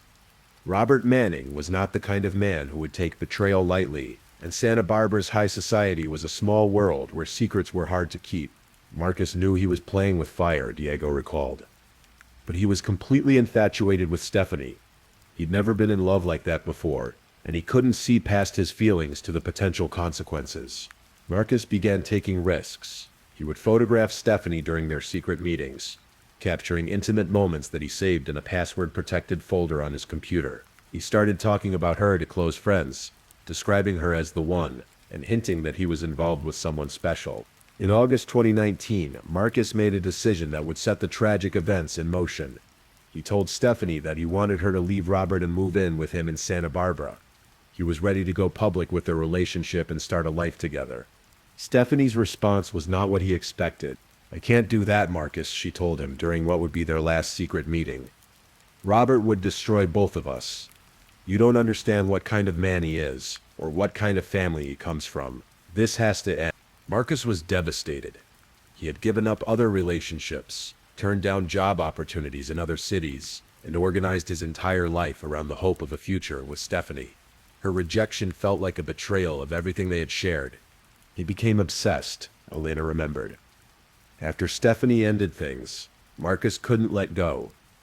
He would spend hours looking at the photos he'd taken of her, both at the wedding and during their affair. He started talking about exposing her marriage, about telling Robert the truth. Friends tried to intervene, urging Marcus to move on and find someone available, but Marcus had convinced himself that Stephanie was just scared, and that if he could find the right way to approach the situation, she would change her mind.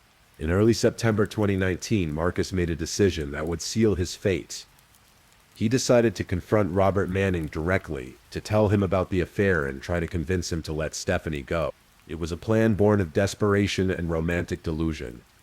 Marcus genuinely believed that if Robert knew the truth about Stephanie's feelings, he would agree to a divorce and everyone could move on with their lives. He had no idea that Robert Manning already knew about the affair and had been planning his response for weeks. September 15th, 2019 was a typical Sunday in Santa Barbara. The morning marine layer had burned off by 10 a.m., revealing the kind of perfect blue sky that drew people from around the world to the Central Coast. Tourists strolled State Street, families gathered at the beach, and the wealthy residents of Montecito tended their gardens and enjoyed their ocean view brunches. Marcus Rivera woke up in his funk zone apartment with a sense of purpose he hadn't felt in weeks. Today was the day he would finally confront Robert Manning and tell him the truth about the affair with Stephanie. In Marcus's mind, honesty would somehow set everyone free. He had spent the previous evening crafting what he thought would be a persuasive argument. He would tell Robert that Stephanie was unhappy in their marriage, that she deserved to be with someone who truly understood and appreciated her, and that continuing the charade of their marriage would only hurt everyone involved. Looking back, friends and family would marvel at Marcus's naivety. He was a talented artist but an inexperienced romantic who had never encountered the kind of wealth, power, and ruthlessness that characterized Robert Manning's world. Marcus had this belief that people were fundamentally good, Diego reflected later. He couldn't imagine that someone would react to the truth with violence. He thought Robert would be hurt, maybe angry, but ultimately reasonable. What Marcus didn't know was that Robert Manning had discovered the affair weeks earlier through a private investigator he had hired to monitor Stephanie's activities. Robert had been suspicious of his wife's frequent trips to Santa Barbara and her suddenly secretive behavior with her phone. The investigator, a former police detective named Frank Kozlowski, had provided Robert with photographs, phone records, and a detailed timeline of the affair. Robert knew about every secret meeting, every romantic text message, every lie Stephanie had told to cover her tracks. But rather than confronting his wife immediately, Robert had chosen a different path. He began planning his revenge. Robert Manning was a sociopath, prosecutor Janet Walsh would later argue in court. He didn't react to his wife's betrayal with the normal emotions of hurt or anger. He reacted with cold calculation and a desire for complete control. He wanted to destroy both Stephanie and Marcus, but he wanted to do it in a way that would leave him appearing to be the victim.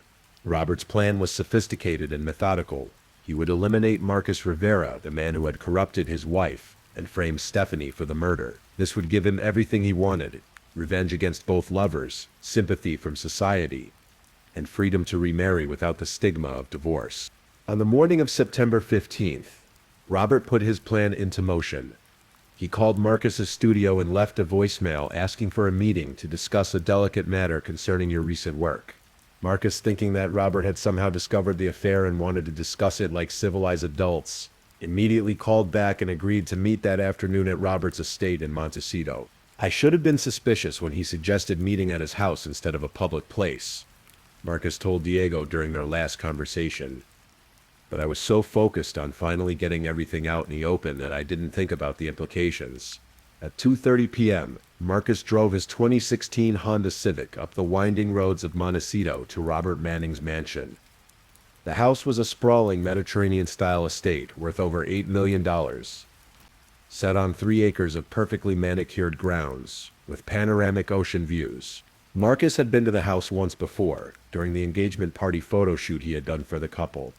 That day, the house had been filled with laughter, music, and celebration. Today, it was eerily quiet.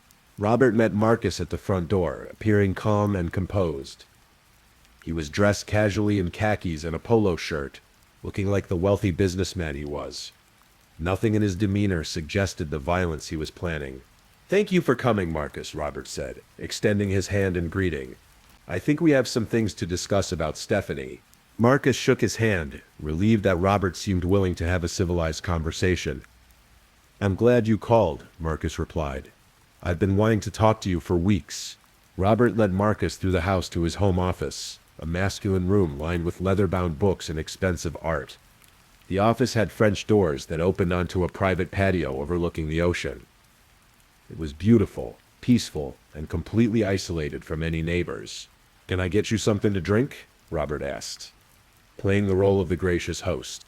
Just water, thanks, Marcus replied, settling into one of the leather chairs facing Robert's desk. As Robert poured water from a crystal decanter, Marcus began to speak.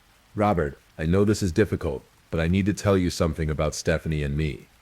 We've been involved for several months now. I know that's hard to hear, but I think you should know that she's not happy in your marriage.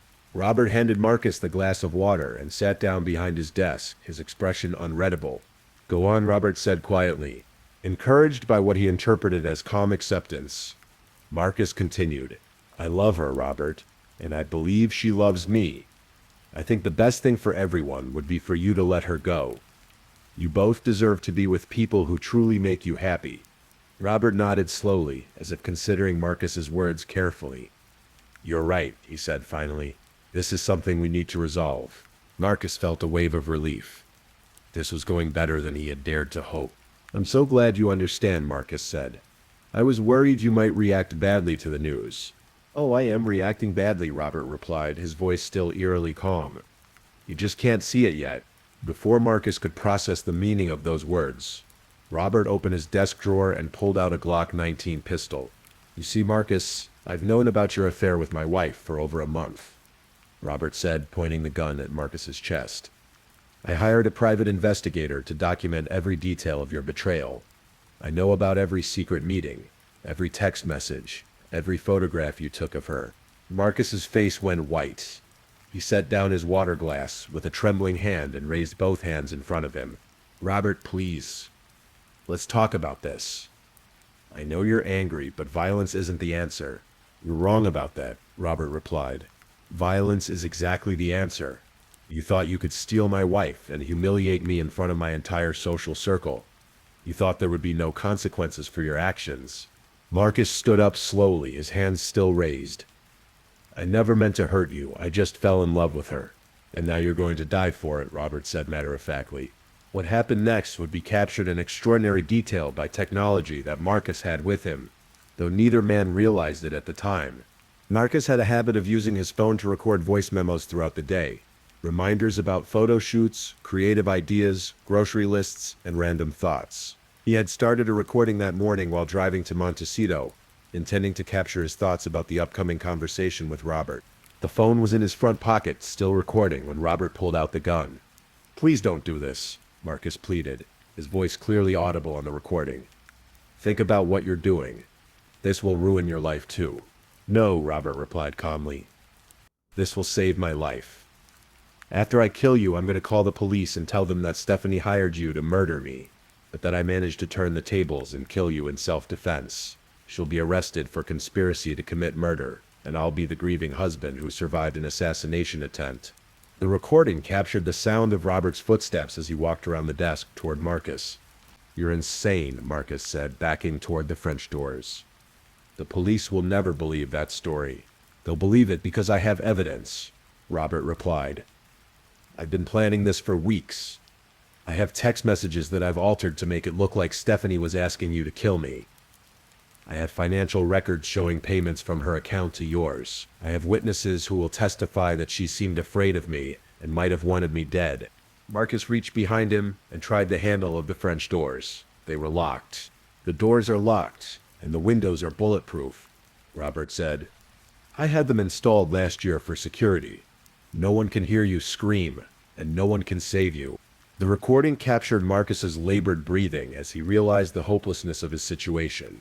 If you're going to kill me anyway, Marcus said, at least tell me why you married her if you're capable of this. Robert laughed, a cold sound that sent chills through everyone who would later listen to the recording. I married her because she was beautiful and she looked good on my arm, Robert said.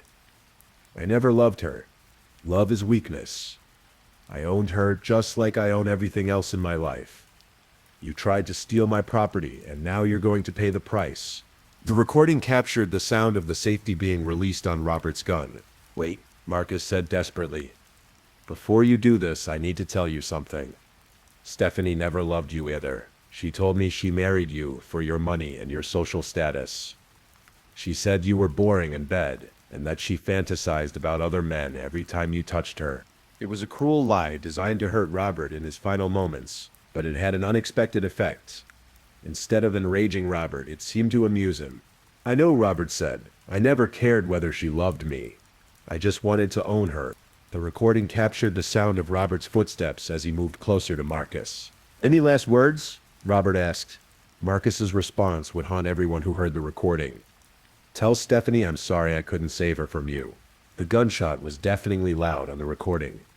Marcus's phone, still in his pocket, captured the sound of his body hitting the floor. Robert's satisfied sigh, and then the killer's footsteps as he began to implement the next phase of his plan. The sound of the gunshot echoed through Robert Manning's home office at 3:47 p.m. on September 15, 2019.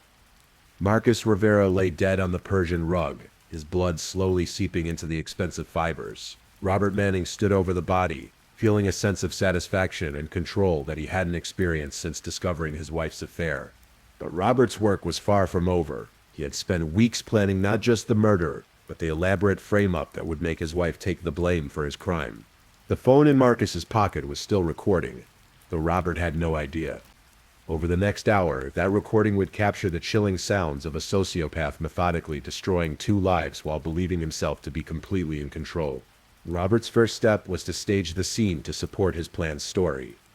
He needed to make it look like he had killed Marcus in self-defense during a home invasion that Stephanie had arranged. He retrieved a crowbar from his garage and used it to break one of the French doors from the outside, creating the appearance of forced entry. He scattered some papers around his office and knocked over a lamp to suggest a struggle. He even scratched his own face and arms to create injuries that would support his claim of fighting for his life. He was incredibly methodical, Detective Lisa Chen would later observe. Every detail was calculated to support his story. He understood that the physical evidence would be crucial, so he created exactly the evidence he needed. Next, Robert planted evidence to implicate Stephanie. He took Marcus's phone and used it to send a text message to Stephanie that read, "It's done. The money better be in my account tomorrow, like we agreed."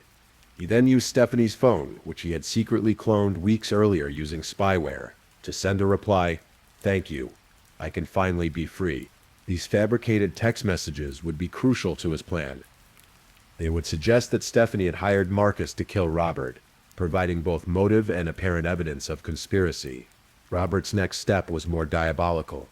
He accessed Stephanie's bank account using passwords he had obtained through a keylogger on her computer and transferred $25,000 from her savings to a shell account he had created in Marcus's name. This would provide apparent evidence of payment for the assassination. The financial evidence was particularly convincing, prosecutor Janet Walsh would later note. Without knowing about Robert's access to Stephanie's accounts and his technical expertise, it would have looked like clear proof that she had paid Marcus to commit murder. At 4:52 p.m., according to the still recording phone in Marcus's pocket, Robert made his call to 911. 911, what's your emergency? My name is Robert Manning. I'm at 147 Eucalyptus Hill Road in Montecito. Someone just tried to kill me. I think I shot him. I think he's dead. Sir, are you injured? Are you in immediate danger?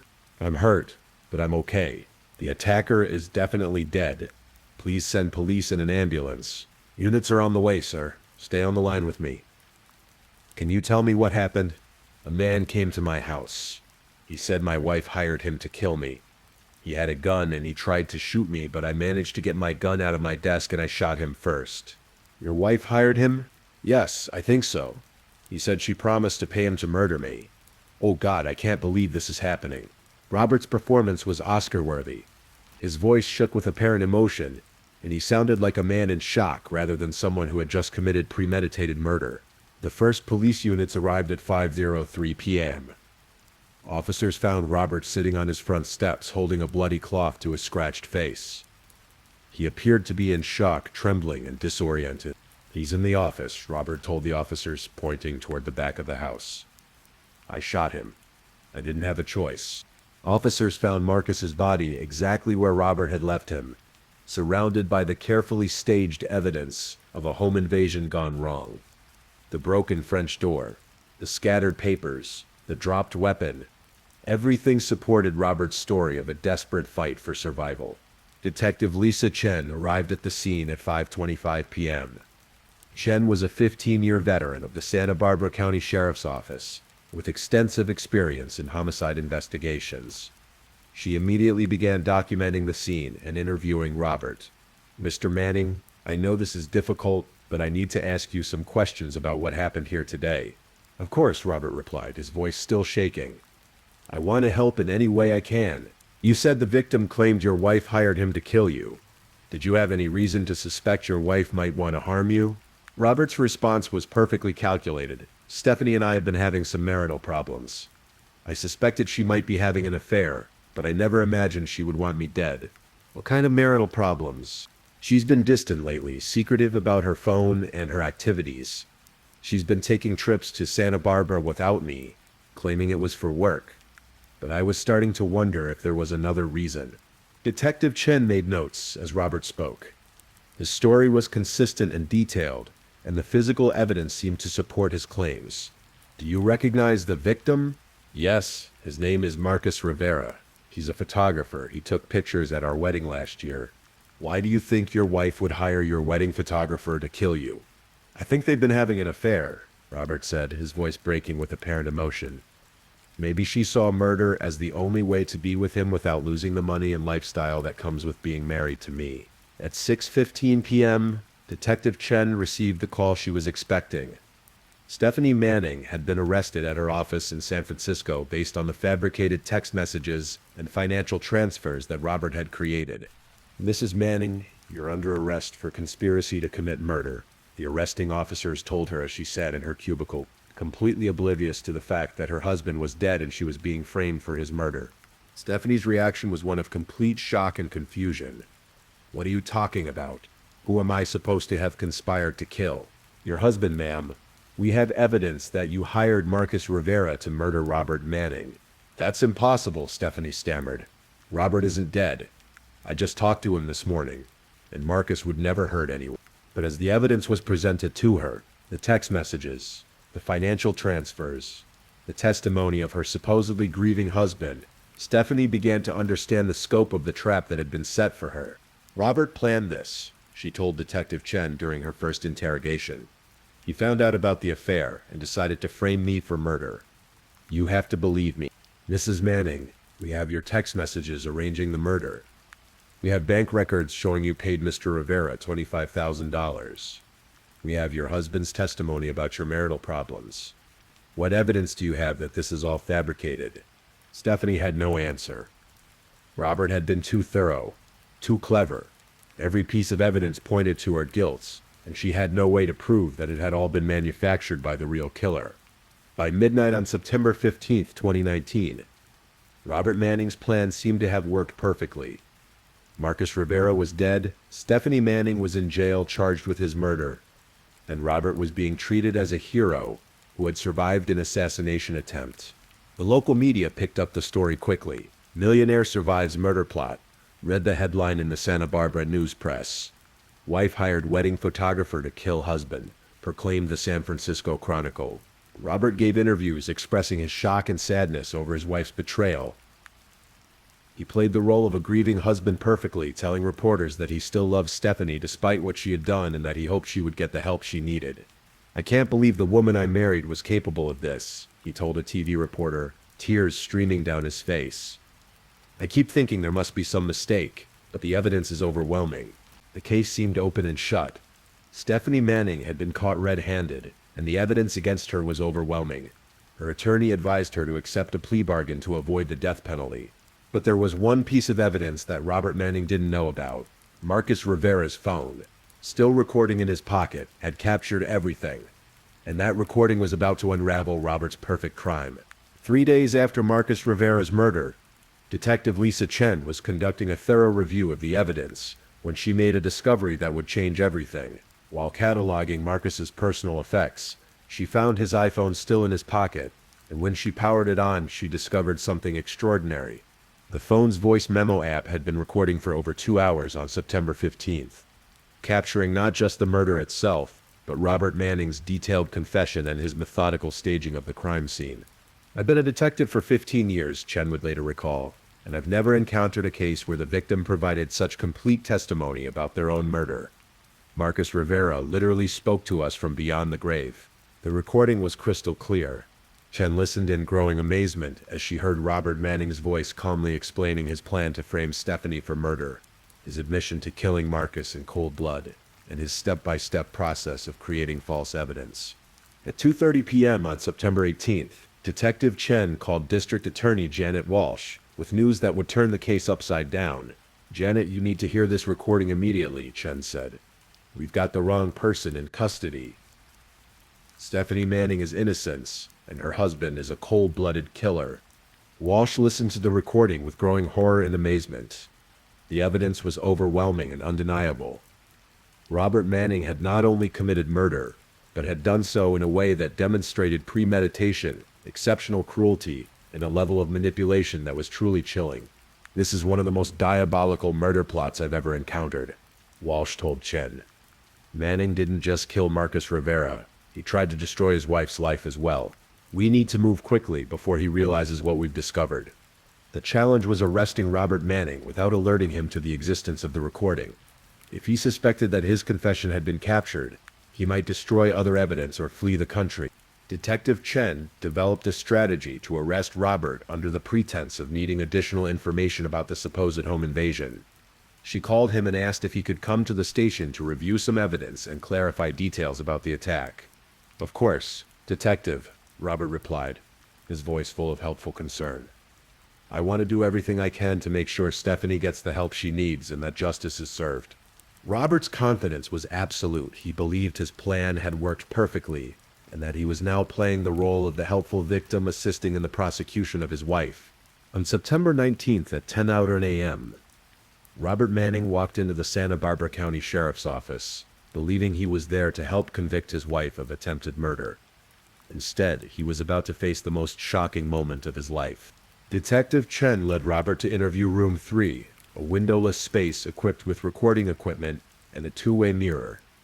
Robert seemed relaxed and confident, still playing his role as the cooperative victim. "Mr. Manning, thank you for coming in," Chen began. "We have some new evidence in your case that we'd like you to review." "New evidence?" Robert asked, looking slightly concerned. "What kind of evidence?" "Audio evidence," Chen replied, placing a digital recorder on the table between them. "We found this recording on Marcus Rivera's phone." Chen pressed play, and Robert's own voice filled the room. "You see, Marcus, I've known about your affair with my wife for over a month. I hired a private investigator to document every detail of your betrayal." The color drained from Robert's face as he heard his own confession playing back to him. His carefully constructed facade crumbled in an instant, replaced by the cold, calculating expression that revealed his true nature. "That recording was made illegally," Robert said, his voice no longer shaking with false emotion. "It's inadmissible in court. Actually, Mr. Manning, the recording was made by the victim on his own phone in a private residence," Chen replied.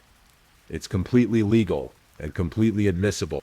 The recording continued to play, and Robert listened to his own voice describing his plan to frame Stephanie for murder. His hands clenched into fists as he realized that his perfect crime was unraveling before his eyes. "I want a lawyer," Robert said finally. "That's your right," Chen replied. "But first, you're under arrest for the murder of Marcus Rivera." As Chen read Robert his Miranda rights, she could see the wheels turning in his mind. He was trying to find a way out, searching for an angle that might still save him. But the recording had captured everything, and there was no explanation that could overcome his own detailed confession. Robert Manning was booked into the Santa Barbara County Jail at 11:30 a.m. on September 19th, 2019. Meanwhile, across the state, Stephanie Manning was being released from custody in San Francisco. The charges against her dropped based on the newly discovered evidence. The news of Robert's arrest sent shockwaves through Santa Barbara's high society.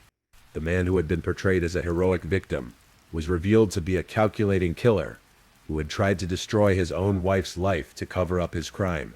The recording changed everything, Prosecutor Janet Walsh explained to the media. Not only did it prove Robert Manning's guilt beyond any doubt, but it also revealed the extent of his manipulation and cruelty. This wasn't just a murder, it was an attempt to frame an innocent woman for a crime she didn't commit. The case became a sensation, not just locally, but nationally. The idea that a murder victim had essentially solved his own case through accidental recording captured the public imagination and highlighted how modern technology was changing criminal investigations. Legal experts called it one of the most compelling pieces of evidence ever presented in a murder case. The recording didn't just show that Robert was guilty, it provided a complete picture of his mindset, his methods, and his callous disregard for human life.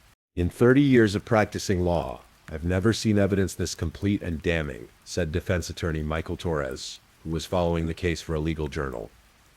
Robert Manning's own words condemned him more thoroughly than any prosecutor ever could. As Robert sat in his jail cell awaiting trial, he must have realized the bitter irony of his situation. His meticulous planning, his attention to detail, and his belief in his own superiority had all been undone by a simple recording device that he never knew was running. Marcus Rivera, the man he had killed in cold blood, had become his own best witness. Through the miracle of modern technology, the victim was about to testify at his killer's trial from beyond the grave. The trial of Robert Manning began on March 2, 2020, in the Santa Barbara County Superior Court. Judge Patricia Wong presided over what was already being called the digital witness case by the media. The courtroom was packed with reporters, legal observers, and members of the community who had followed the shocking developments since Marcus Rivera's murder. Prosecutor Janet Walsh opened her case with a statement that would resonate throughout the trial. Ladies and gentlemen of the jury, you are about to hear testimony from a murder victim. Through the power of technology and his own courage, Marcus Rivera will tell you exactly what happened on September 15, 2019, and exactly who killed him. The defense, led by prominent criminal attorney David Castellanos, faced an almost impossible task. How do you defend a client whose own voice has been recorded confessing to murder and detailing his plan to frame his wife? Castellanos' strategy was to argue that Robert had been driven to temporary insanity by his wife's betrayal, and that the killing was a crime of passion rather than premeditated murder. It was a difficult argument to make, given the extensive evidence of planning, but it was virtually the only defense available. My client discovered that the woman he loved had been betraying him with another man, Castellanos told the jury during his opening statement. The emotional trauma of this discovery, combined with Marcus Rivera's taunting and threats, caused Robert Manning to snap in a moment of uncontrollable rage. But the prosecution's case was devastating in its completeness. Walsh played the entire 2-hour recording for the jury, allowing them to hear Robert's calm, calculated voice as he explained his plan in chilling detail.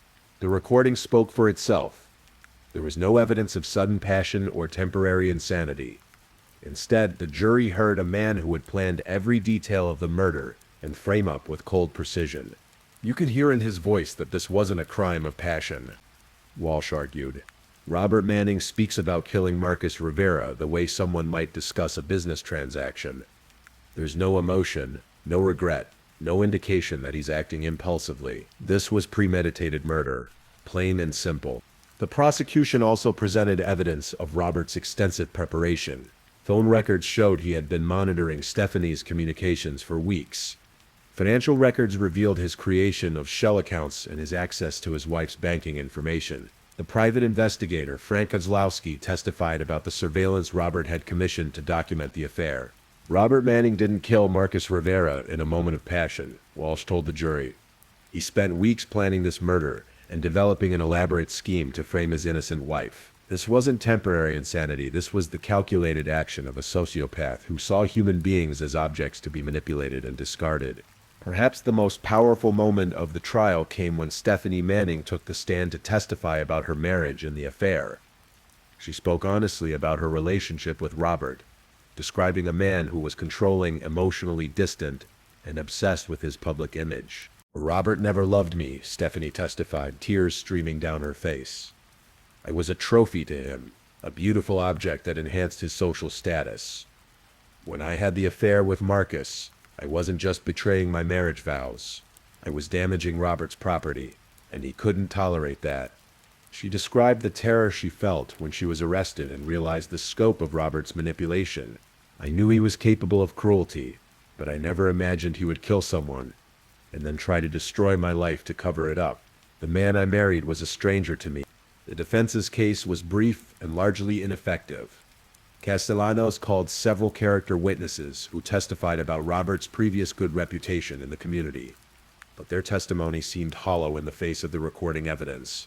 A psychiatrist testified that Robert might have suffered a brief psychotic episode, triggered by the stress of discovering his wife's affair, but the prosecution's psychiatric expert effectively dismantled this theory during cross-examination. There's nothing in Robert Manning's behavior that suggests psychosis or temporary insanity, testified Dr. Sarah Martinez, a forensic psychiatrist. His actions show clear planning, rational thought, and goal-oriented behavior. He knew exactly what he was doing and why he was doing it. The trial lasted 3 weeks, but the outcome was never in doubt.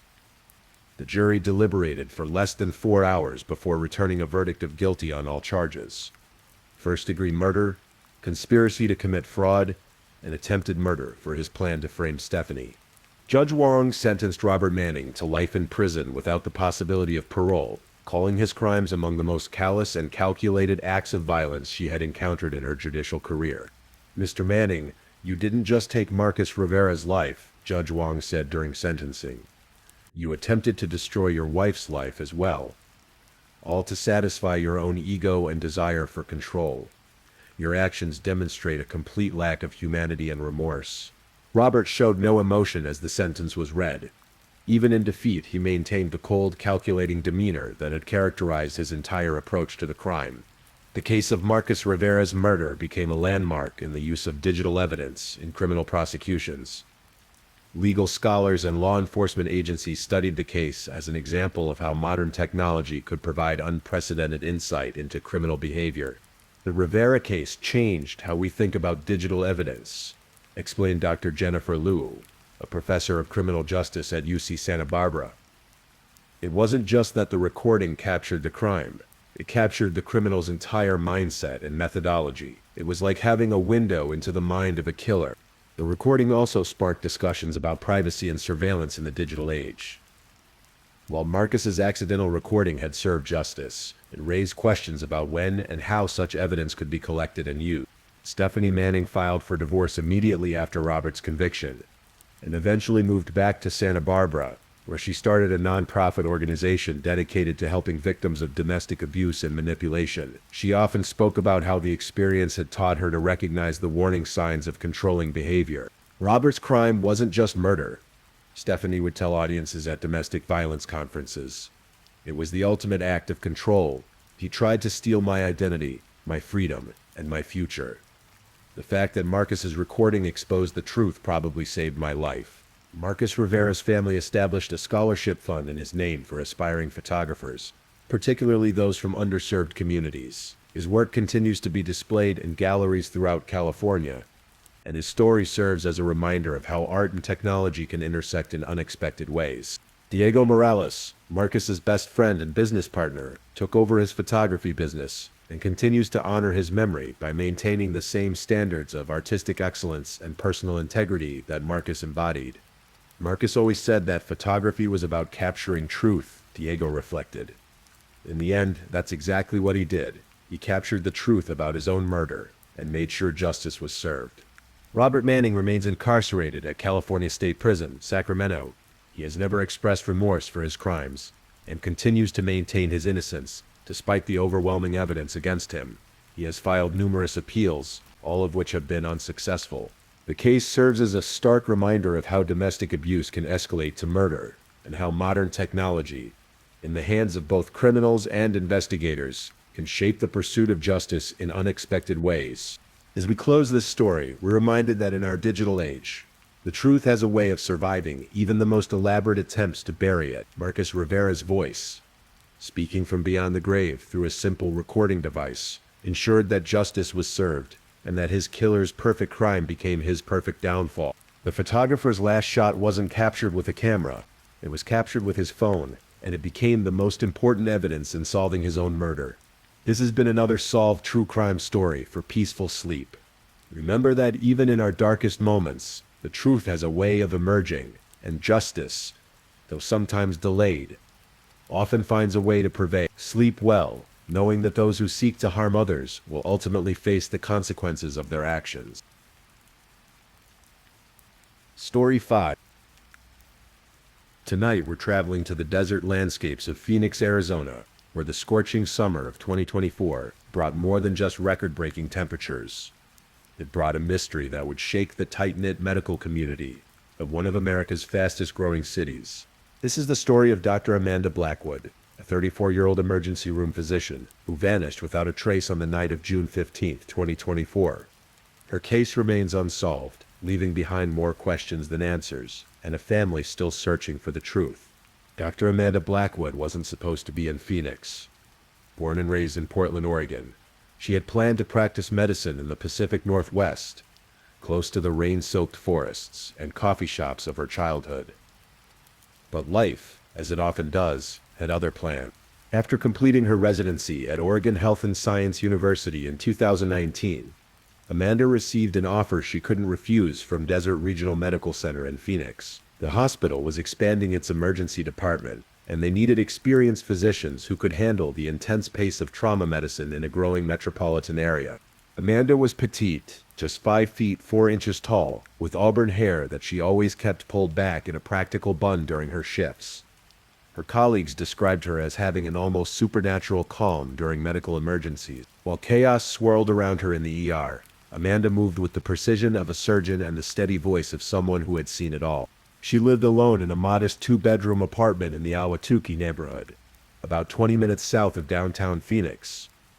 It was a quiet area filled with young professionals and retirees who appreciated the mountain views and the sense of safety that came with planned communities. Amanda had chosen the apartment specifically because it had a small balcony that faced west, where she could watch the desert sunsets that had become her nightly ritual. Those who knew Amanda well, and there weren't many, as she was intensely private, described her as methodical in everything she did. She kept detailed journals, not just of her medical cases, but of her daily life. She tracked her running routes through the desert trails, her reading progress through medical journals, even her grocery shopping lists were precisely organized. This attention to detail would later prove crucial to investigators, because when Amanda disappeared, she left behind a life so meticulously documented that her absence created an immediate and obvious void. Dr. James Morrison, the head of emergency medicine at Desert Regional, worked closely with Amanda for nearly 5 years. He remembered her as someone who rarely spoke about her personal life, but who was absolutely dependable. Amanda was the kind of doctor you wanted on your team during the worst situations, he would later tell investigators. She never panicked, never raised her voice, and she had this way of making patients feel safe even when everything was falling apart around them. But there were things about Amanda that even her closest colleagues didn't know. She had been seeing a therapist, Dr. Rachel Martinez, for what she described as adjustment issues related to living in Arizona. The desert isolation had been harder on her than she'd expected. In her sessions with Dr. Martinez, Amanda spoke about feeling disconnected from her surroundings and struggling with the intense heat that seemed to drain her energy. More significantly, Amanda had been quietly investigating something that troubled her deeply. In her private journals, which police would discover after her disappearance, she had been documenting what she believed were irregularities in patient care at Desert Regional Medical Center. Nothing dramatic or immediately suspicious, but a pattern of unusual medication orders and patient transfers that didn't quite make sense to her trained eye. Amanda's last journal entry, dated June 14, 2024, just 1 day before she disappeared, contained a single line that would haunt investigators.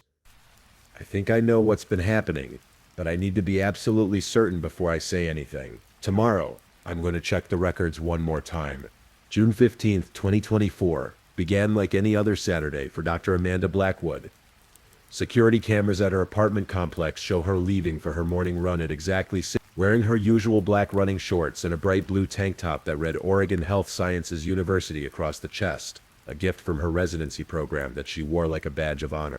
Amanda's running route was as predictable as everything else in her life. She would jog through the winding streets of Ahwatukee, then take the trail that led up to South Mountain Park, one of the largest municipal parks in the United States. The trail was exactly 3.2 miles each way, and Amanda timed herself on every run. Her phone's fitness app showed that she completed the route that morning in 46 minutes and 23 seconds, about average for her usual pace. She returned to her apartment at 7:41 a.m., where she followed her standard post-run routine, a protein smoothie made with spinach, banana, and almond milk, followed by a shower and 30 minutes of reading medical journals while drinking a single cup of coffee, black, no sugar. At 9:15 a.m., Amanda's neighbor, Mrs. Elena Vasquez, saw her carrying laundry to the complex's shared laundry room. Mrs. Vasquez, a retired teacher who had lived in the complex for over a decade, had developed a friendly relationship with Amanda over the years. She described Amanda as polite but reserved, someone who would smile and wave but rarely engaged in lengthy conversations. She looked completely normal that morning, Mrs. Vasquez would later tell investigators. Same as always. Calm, organized, carrying her laundry basket like it was a medical instrument. Very precise, very careful. Nothing seemed wrong at all. Amanda's phone records show that she made several calls that morning, all routine. She called her dentist's office to confirm an appointment for the following Tuesday. She spoke with her mother in Portland for 18 minutes, their usual weekly check-in call, where Amanda would update her parents on her work and her mother would share neighborhood gossip from Oregon. The conversation with her mother, Dr. Patricia Blackwood, a retired literature professor, was typical of their relationship. Amanda was dutiful about staying in touch, but she kept her personal struggles private. She sounded fine, Patricia would later recall through tears. Maybe a little tired, but she was always tired after her shifts at the hospital. She mentioned the heat was getting to her, but she said that every summer, there was nothing that made me think anything was wrong. At 11:30 a.m., Amanda texted her colleague, Dr. Sarah Kim, asking if she wanted to meet for lunch at their usual spots, a quiet cafe called Desert Bloom that specialized in healthy salads and fresh juices. Kim couldn't make it, she was covering an extra shift at the hospital, but she suggested they meet for lunch the following Tuesday instead. Amanda spent the afternoon at home, which was unusual for her on weekends. Typically she would drive to one of Phoenix's many hiking trails, or visit the Desert Botanical Garden, which had become one of her favorite places to unwind. But according to the detailed schedule she kept in her phone, she had blocked out the entire afternoon for what she called research time. Her laptop's browser history from that day reveals that Amanda spent hours accessing the hospital's patient database system. She was looking up specific cases, cross-referencing medication dispensation records with patient outcomes. The search patterns suggest she was following up on the concerns she had mentioned in her journal entry the day before. At 4:30 p.m., Amanda made a phone call that investigators would later identify as potentially significant. She called the Arizona Medical Board's whistleblower hotline. The call lasted only 90 seconds, and according to the automated system, she didn't leave a message. However, phone records show that she immediately called the number again and this time stayed on the line for 7 minutes. No one knows what Amanda said during that call. The Arizona Medical Board's policies require that all whistleblower reports be kept confidential, and they have never publicly acknowledged whether Amanda made a formal complaint that day. That evening, Amanda followed her usual weekend routine. She ordered dinner from her favorite Thai restaurant, pad Thai with tofu, medium spicy, no peanuts due to a mild allergy. The delivery driver, Carlos Mendez, who had been delivering to Amanda for over 2 years, remembered dropping off her order at 7. She was always very polite, always tipped well, Carlos recalled. That night was no different. She came to the door, paid cash like she always did, said thank you, and that was it. She seemed normal to me. Security cameras show Amanda bringing her food inside and not leaving her apartment again until 10:23 p.m. What happened during those 3 hours would become one of the most puzzling aspects of her disappearance. Amanda's phone shows no outgoing calls or texts during that time. Her laptop was closed. Her television wasn't turned on. According to investigators' reconstruction of the evening, Amanda ate her dinner, then spent time writing in her journal. The entry from that evening was never found. The journal was discovered with its last entry from June 14th, suggesting that Amanda either took the journal with her when she left, or someone else removed the final pages. At 10:23 p.m., security cameras captured Amanda leaving her apartment building. She was wearing jeans, a white cotton blouse, and comfortable walking shoes. She carried a small black purse and appeared to be walking with purpose, not like someone going for a casual evening stroll. Amanda got into her car, a silver 2021 Toyota Camry, and drove out of the apartment complex. The security camera at the exit shows her vehicle heading north toward Phoenix's city center. That was the last confirmed sighting of Dr. Amanda Blackwood alive. When Amanda didn't show up for her shift at Desert Regional Medical Center on Sunday morning, June 16th, her colleagues initially weren't concerned. Amanda had never called in sick without notice in 5 years of employment, but the hospital's scheduling system showed that she wasn't supposed to work until Monday. It was Dr. Sarah Kim who first realized something was wrong. Amanda was supposed to meet her for lunch on Tuesday, but when Sarah tried to call her Monday evening to confirm their plans, the call went straight to voicemail. That wasn't like Amanda, who was religiously attached to her phone and always responded to calls from colleagues within an hour. Sarah tried calling again Tuesday morning, then decided to drive to Amanda's apartment during her lunch break. When Amanda didn't answer her door, Sarah convinced the apartment complex's maintenance supervisor to do a wellness check. The apartment was unlocked, which immediately struck everyone as odd. Amanda was meticulous about security, always locking her door, even when she was just going to the laundry room. Inside, everything appeared normal at first glance. The apartment was clean and organized, exactly as Amanda always kept it. Her bed was made with military precision. Her dishes were washed and put away, but there were subtle signs that something was amiss. Amanda's Thai food container from Saturday night was still on the kitchen counter, partially eaten. Her laptop was open on the dining room table, though it had gone into sleep mode. Most significantly, her car keys were missing, but her purse, the one she had been carrying when she left the building, was sitting on the entrance table. The maintenance supervisor immediately called the Maricopa County Sheriff's Office, and within an hour, Detective Maria Santos arrived to begin the investigation that would consume her for months to come. Detective Santos, a 15-year veteran of the Sheriff's Office who specialized in missing persons cases, found several elements of the scene puzzling. Amanda's bed had been slept in, the sheets were rumpled, and there was an indentation on the pillow. But Amanda's usual nighttime routine items were untouched.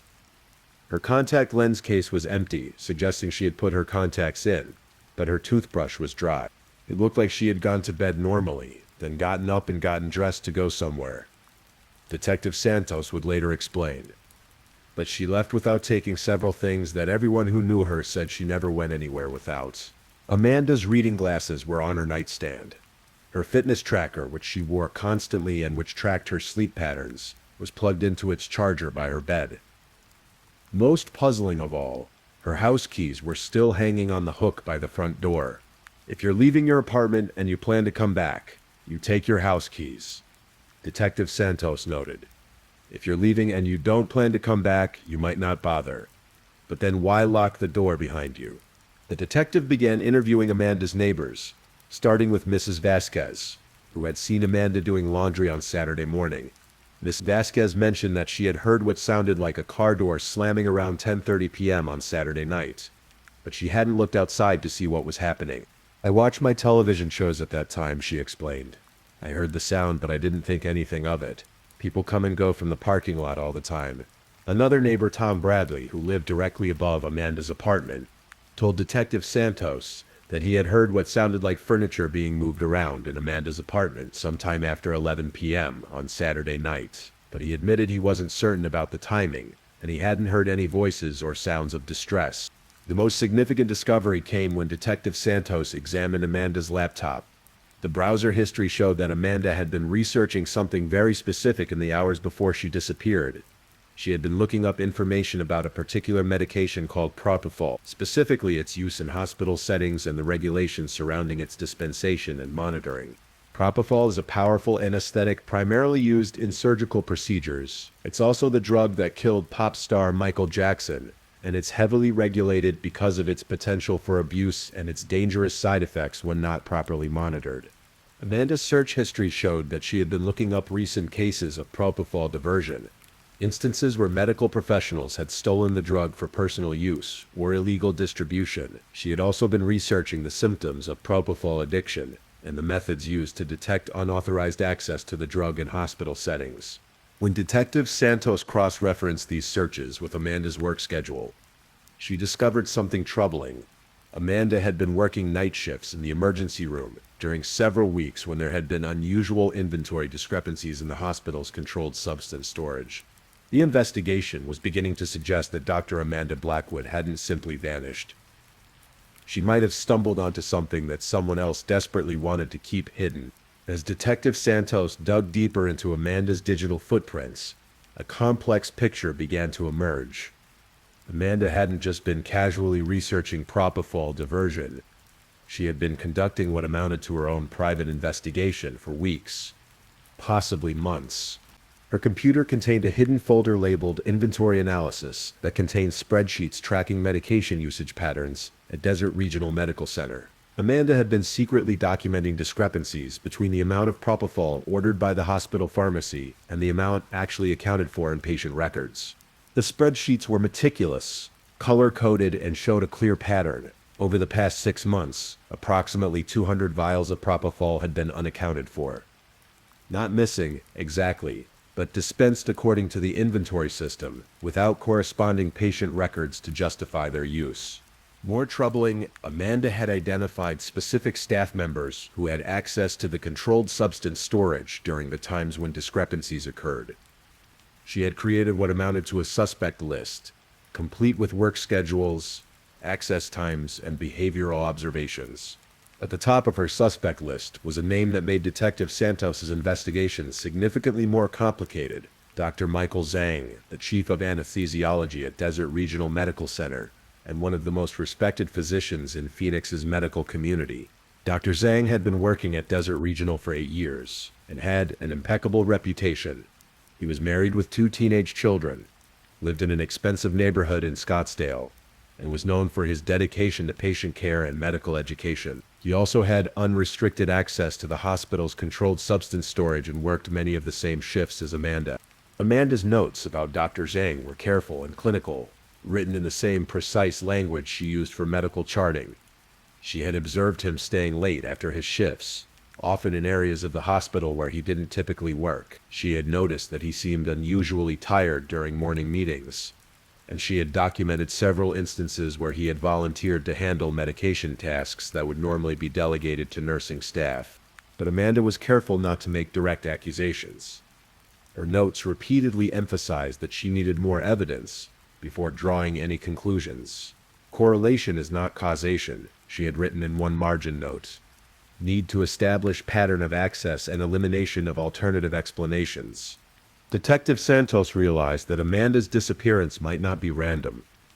If Amanda had been preparing to expose a colleague's drug diversion scheme, and if that colleague knew about her investigation, it would provide a clear motive for wanting her silenced. The detective's next step was to interview Dr. Zhang, but she decided to do so carefully, without revealing the full extent of what Amanda had discovered. She arranged to meet him at the hospital, ostensibly to discuss Amanda's work schedule and relationships with colleagues. Dr. Zhang was a tall, thin man in his early 50s, with graying hair and the kind of intense focus that suggested a brilliant mind constantly at work. When Detective Santos asked about Amanda, he described her as a competent physician who kept to herself. Amanda was very professional, he said.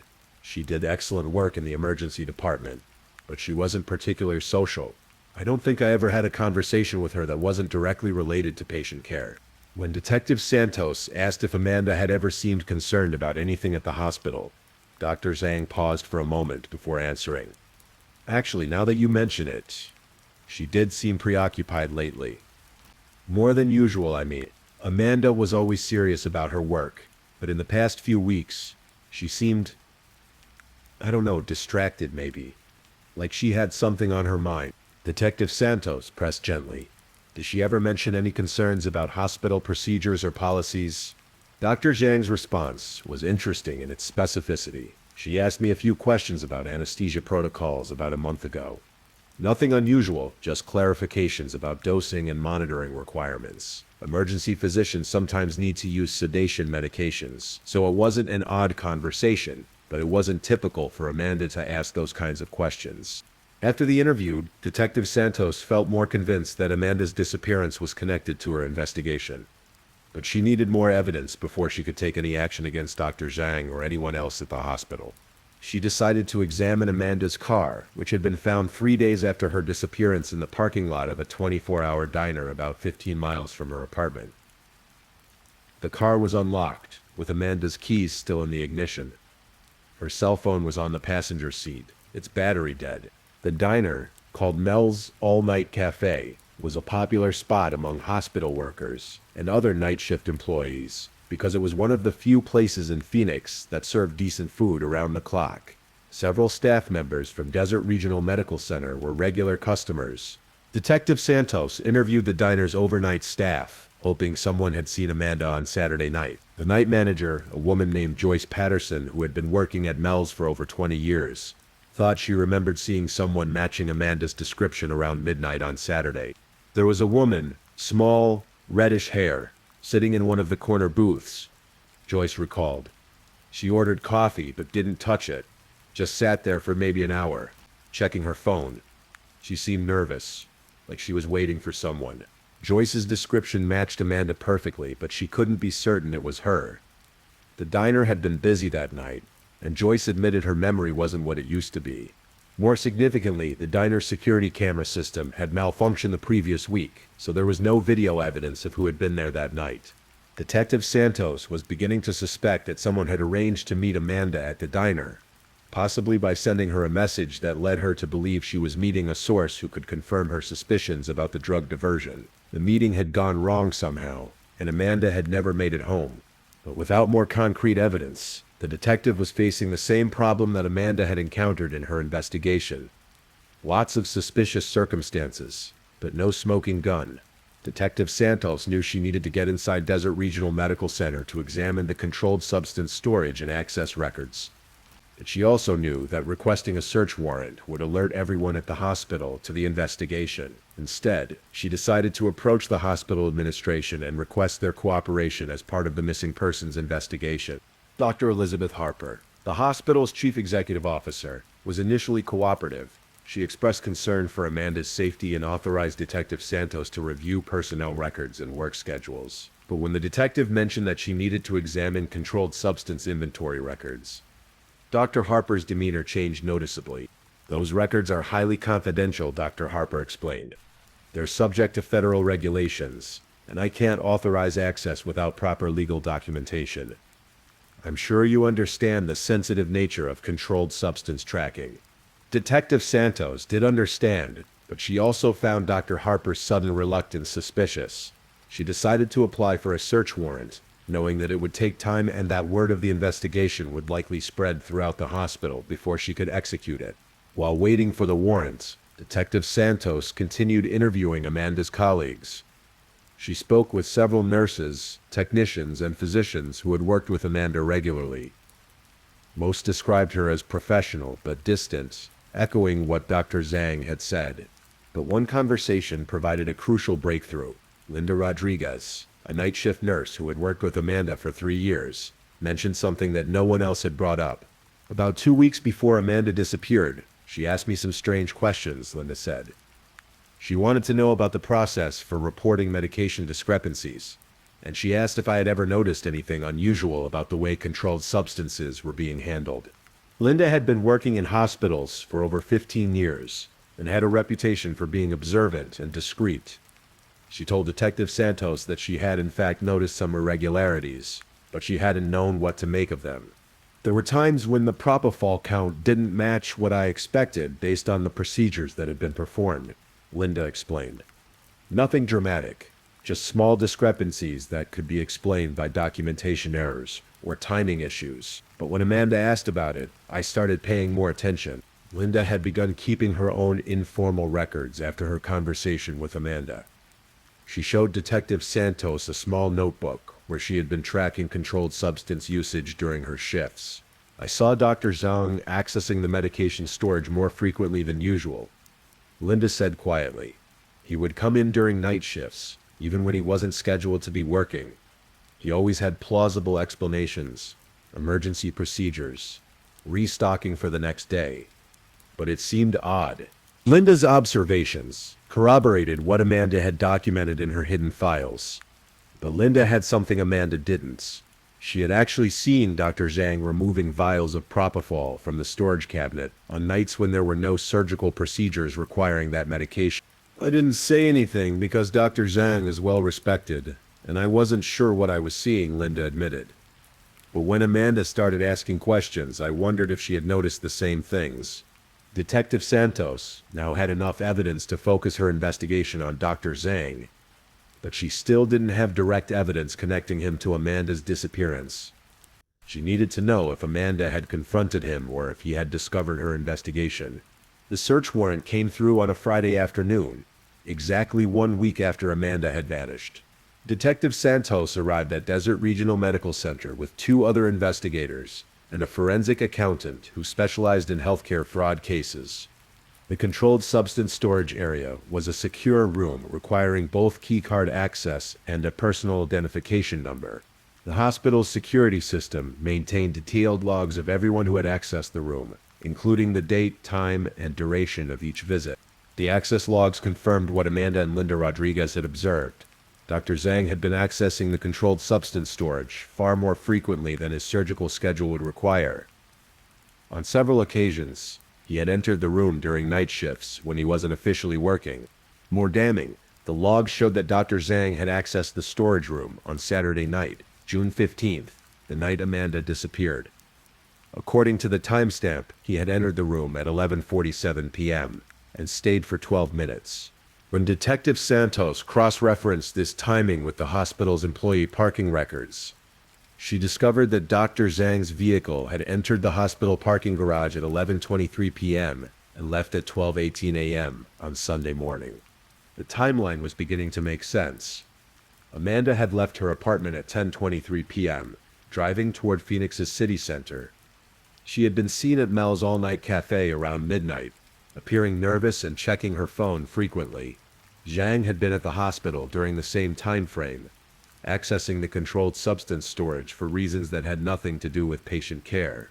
Detective Santos suspected that Amanda had arranged to meet someone, possibly Dr. Zhang, to discuss her investigation. The meeting had taken place somewhere between the diner and the hospital, and something had gone terribly wrong. But proving this theory would require more than circumstantial evidence and suspicious timing. Detective Santos needed to find out what had happened to Amanda and where she was now. The breakthrough in the case came from an unexpected source. Dr. Zhang's wife, Helen, called Detective Santos 3 days after the search warrant was executed at the hospital. Helen said she needed to speak with someone about her husband's behavior, and she agreed to meet the detective at a coffee shop in Scottsdale. Helen Zhang was an elegant woman in her late 40s who worked as a real estate agent in one of Phoenix's affluent neighborhoods. She appeared nervous and exhausted when she met with Detective Santos, explaining that she hadn't slept well in weeks. "Michael has been acting strangely for months," Helen said quietly. "He's been working more hours than usual, but when I call the hospital, they say he's not scheduled. He comes home at odd times, and he seems agitated and distracted." Helen told Detective Santos that her husband had been struggling with chronic back pain for over a year, stemming from an injury he sustained while mountain biking. He had been prescribed pain medication initially, but Helen suspected he had been self-medicating with drugs from the hospital. "I found vials of medication in his home office," Helen admitted. "I didn't recognize the names, but I knew they weren't prescribed to him. When I asked about them, he said they were samples for research purposes, but that didn't make sense to me." More significantly, Helen told Detective Santos that her husband had come home extremely upset on Saturday night, June 15th. He had woken her up around 1 a.m., pacing around the bedroom, and mumbling about problems at work that needed to be handled. "He said something about a colleague who was asking too many questions," Helen recalled. "I asked him what he meant, but he just said it was nothing I needed to worry about, but he was clearly worried about something." Detective Santos showed Helen a photograph of Amanda Blackwood. Helen studied it carefully, then nodded slowly. "I think I've seen her before," Helen said.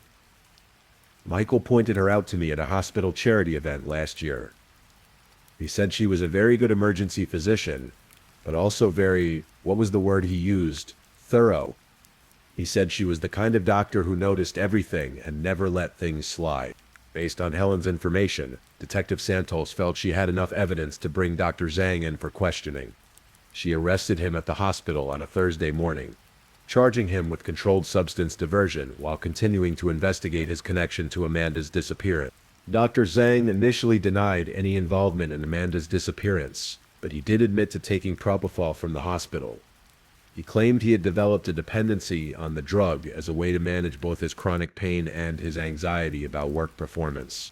"They never meant for it to go this far," he told Detective Santos during his first interview. "It started as just occasional use to help me sleep after difficult procedures. But it became something I needed to function." When Detective Santos confronted him with the timeline from June 15th, his presence at the hospital during the time Amanda was missing, Dr. Zhang's composure began to crack. "She called me," he finally admitted. "Amanda called me around 10 p.m. that Saturday night. She said she knew about the medication discrepancies, and she wanted to meet to discuss what to do about it." According to Dr. Zhang, Amanda had suggested meeting at Mel's all-night cafe to talk privately. She had told him that she didn't want to destroy his career, but she couldn't ignore what she had discovered. "I agreed to meet her, but I was panicking," Dr. Zhang said. "I knew that if she reported what she had found, I would lose my medical license, my job, everything. My family would be destroyed." Dr. Zhang met Amanda at the diner around midnight. They sat in her car in the parking lot to discuss the situation privately. Amanda had brought copies of her documentation, showing him exactly what she had discovered, and explaining that she felt obligated to report the discrepancies to the hospital administration. She was very calm about it, Dr. Zhang recalled. She wasn't angry or accusatory. She just said that patient safety was at risk, and she couldn't let that continue. She gave me an ultimatum. Either I would report myself and seek treatment for my addiction, or she would report what she had found. Dr. Zhang had asked for time to consider his options, but Amanda had insisted that he make a decision that night. The conversation had become increasingly tense, with Dr. Zhang pleading for more time and Amanda remaining firm in her position. "I wasn't thinking clearly," Dr. Zhang said. "I had been using propofol for hours before she called, and I was paranoid and desperate. When she wouldn't budge on the deadline, I lost control." According to Dr. Zhang's confession, he had injected Amanda with a large dose of propofol while they were sitting in her car. The drug had rendered her unconscious within seconds. "I told myself I was just buying time to figure out what to do," he said. "But I gave her too much. By the time I realized what was happening, it was too late." Amanda had died in her car in the parking lot of Mel's all-night cafe from propofol overdose. Dr. Zhang, in a state of panic and drug-induced confusion, had moved her body to his own vehicle and driven to a remote area of the Sonoran Desert, about 60 miles south of Phoenix. "I buried her out there," he said through tears. "I told myself it was to protect my family, but I know that's not true. I was just trying to protect myself." Dr. Zhang led investigators to the location where he had buried Amanda's body. She was found on a Friday morning in early July, exactly 3 weeks after she had disappeared. The medical examiner confirmed that she had died from propofol poisoning. Dr. Michael Zhang was charged with second-degree murder and multiple counts of controlled substance diversion. He ultimately pleaded guilty to manslaughter and was sentenced to 15 years in prison. He lost his medical license and was ordered to pay restitution to Amanda's family. The case highlighted serious gaps in hospital-controlled substance monitoring and led to new protocols at Desert Regional Medical Center and other hospitals throughout Arizona. Amanda's research into the medication discrepancies was used to implement better tracking systems designed to prevent similar diversions in the future. Dr. Amanda Blackwood was remembered by her colleagues as a physician who had died trying to protect patient safety. Her family established a foundation in her name that provides grants for medical professionals seeking treatment for substance abuse and supports research into healthcare safety protocols. The desert where Amanda was found has been marked with a small memorial, placed there by her parents, who traveled from Oregon to see where their daughter's story ended. It's a quiet place, surrounded by the kind of vast, beautiful landscape that Amanda had been learning to love during her years in Arizona.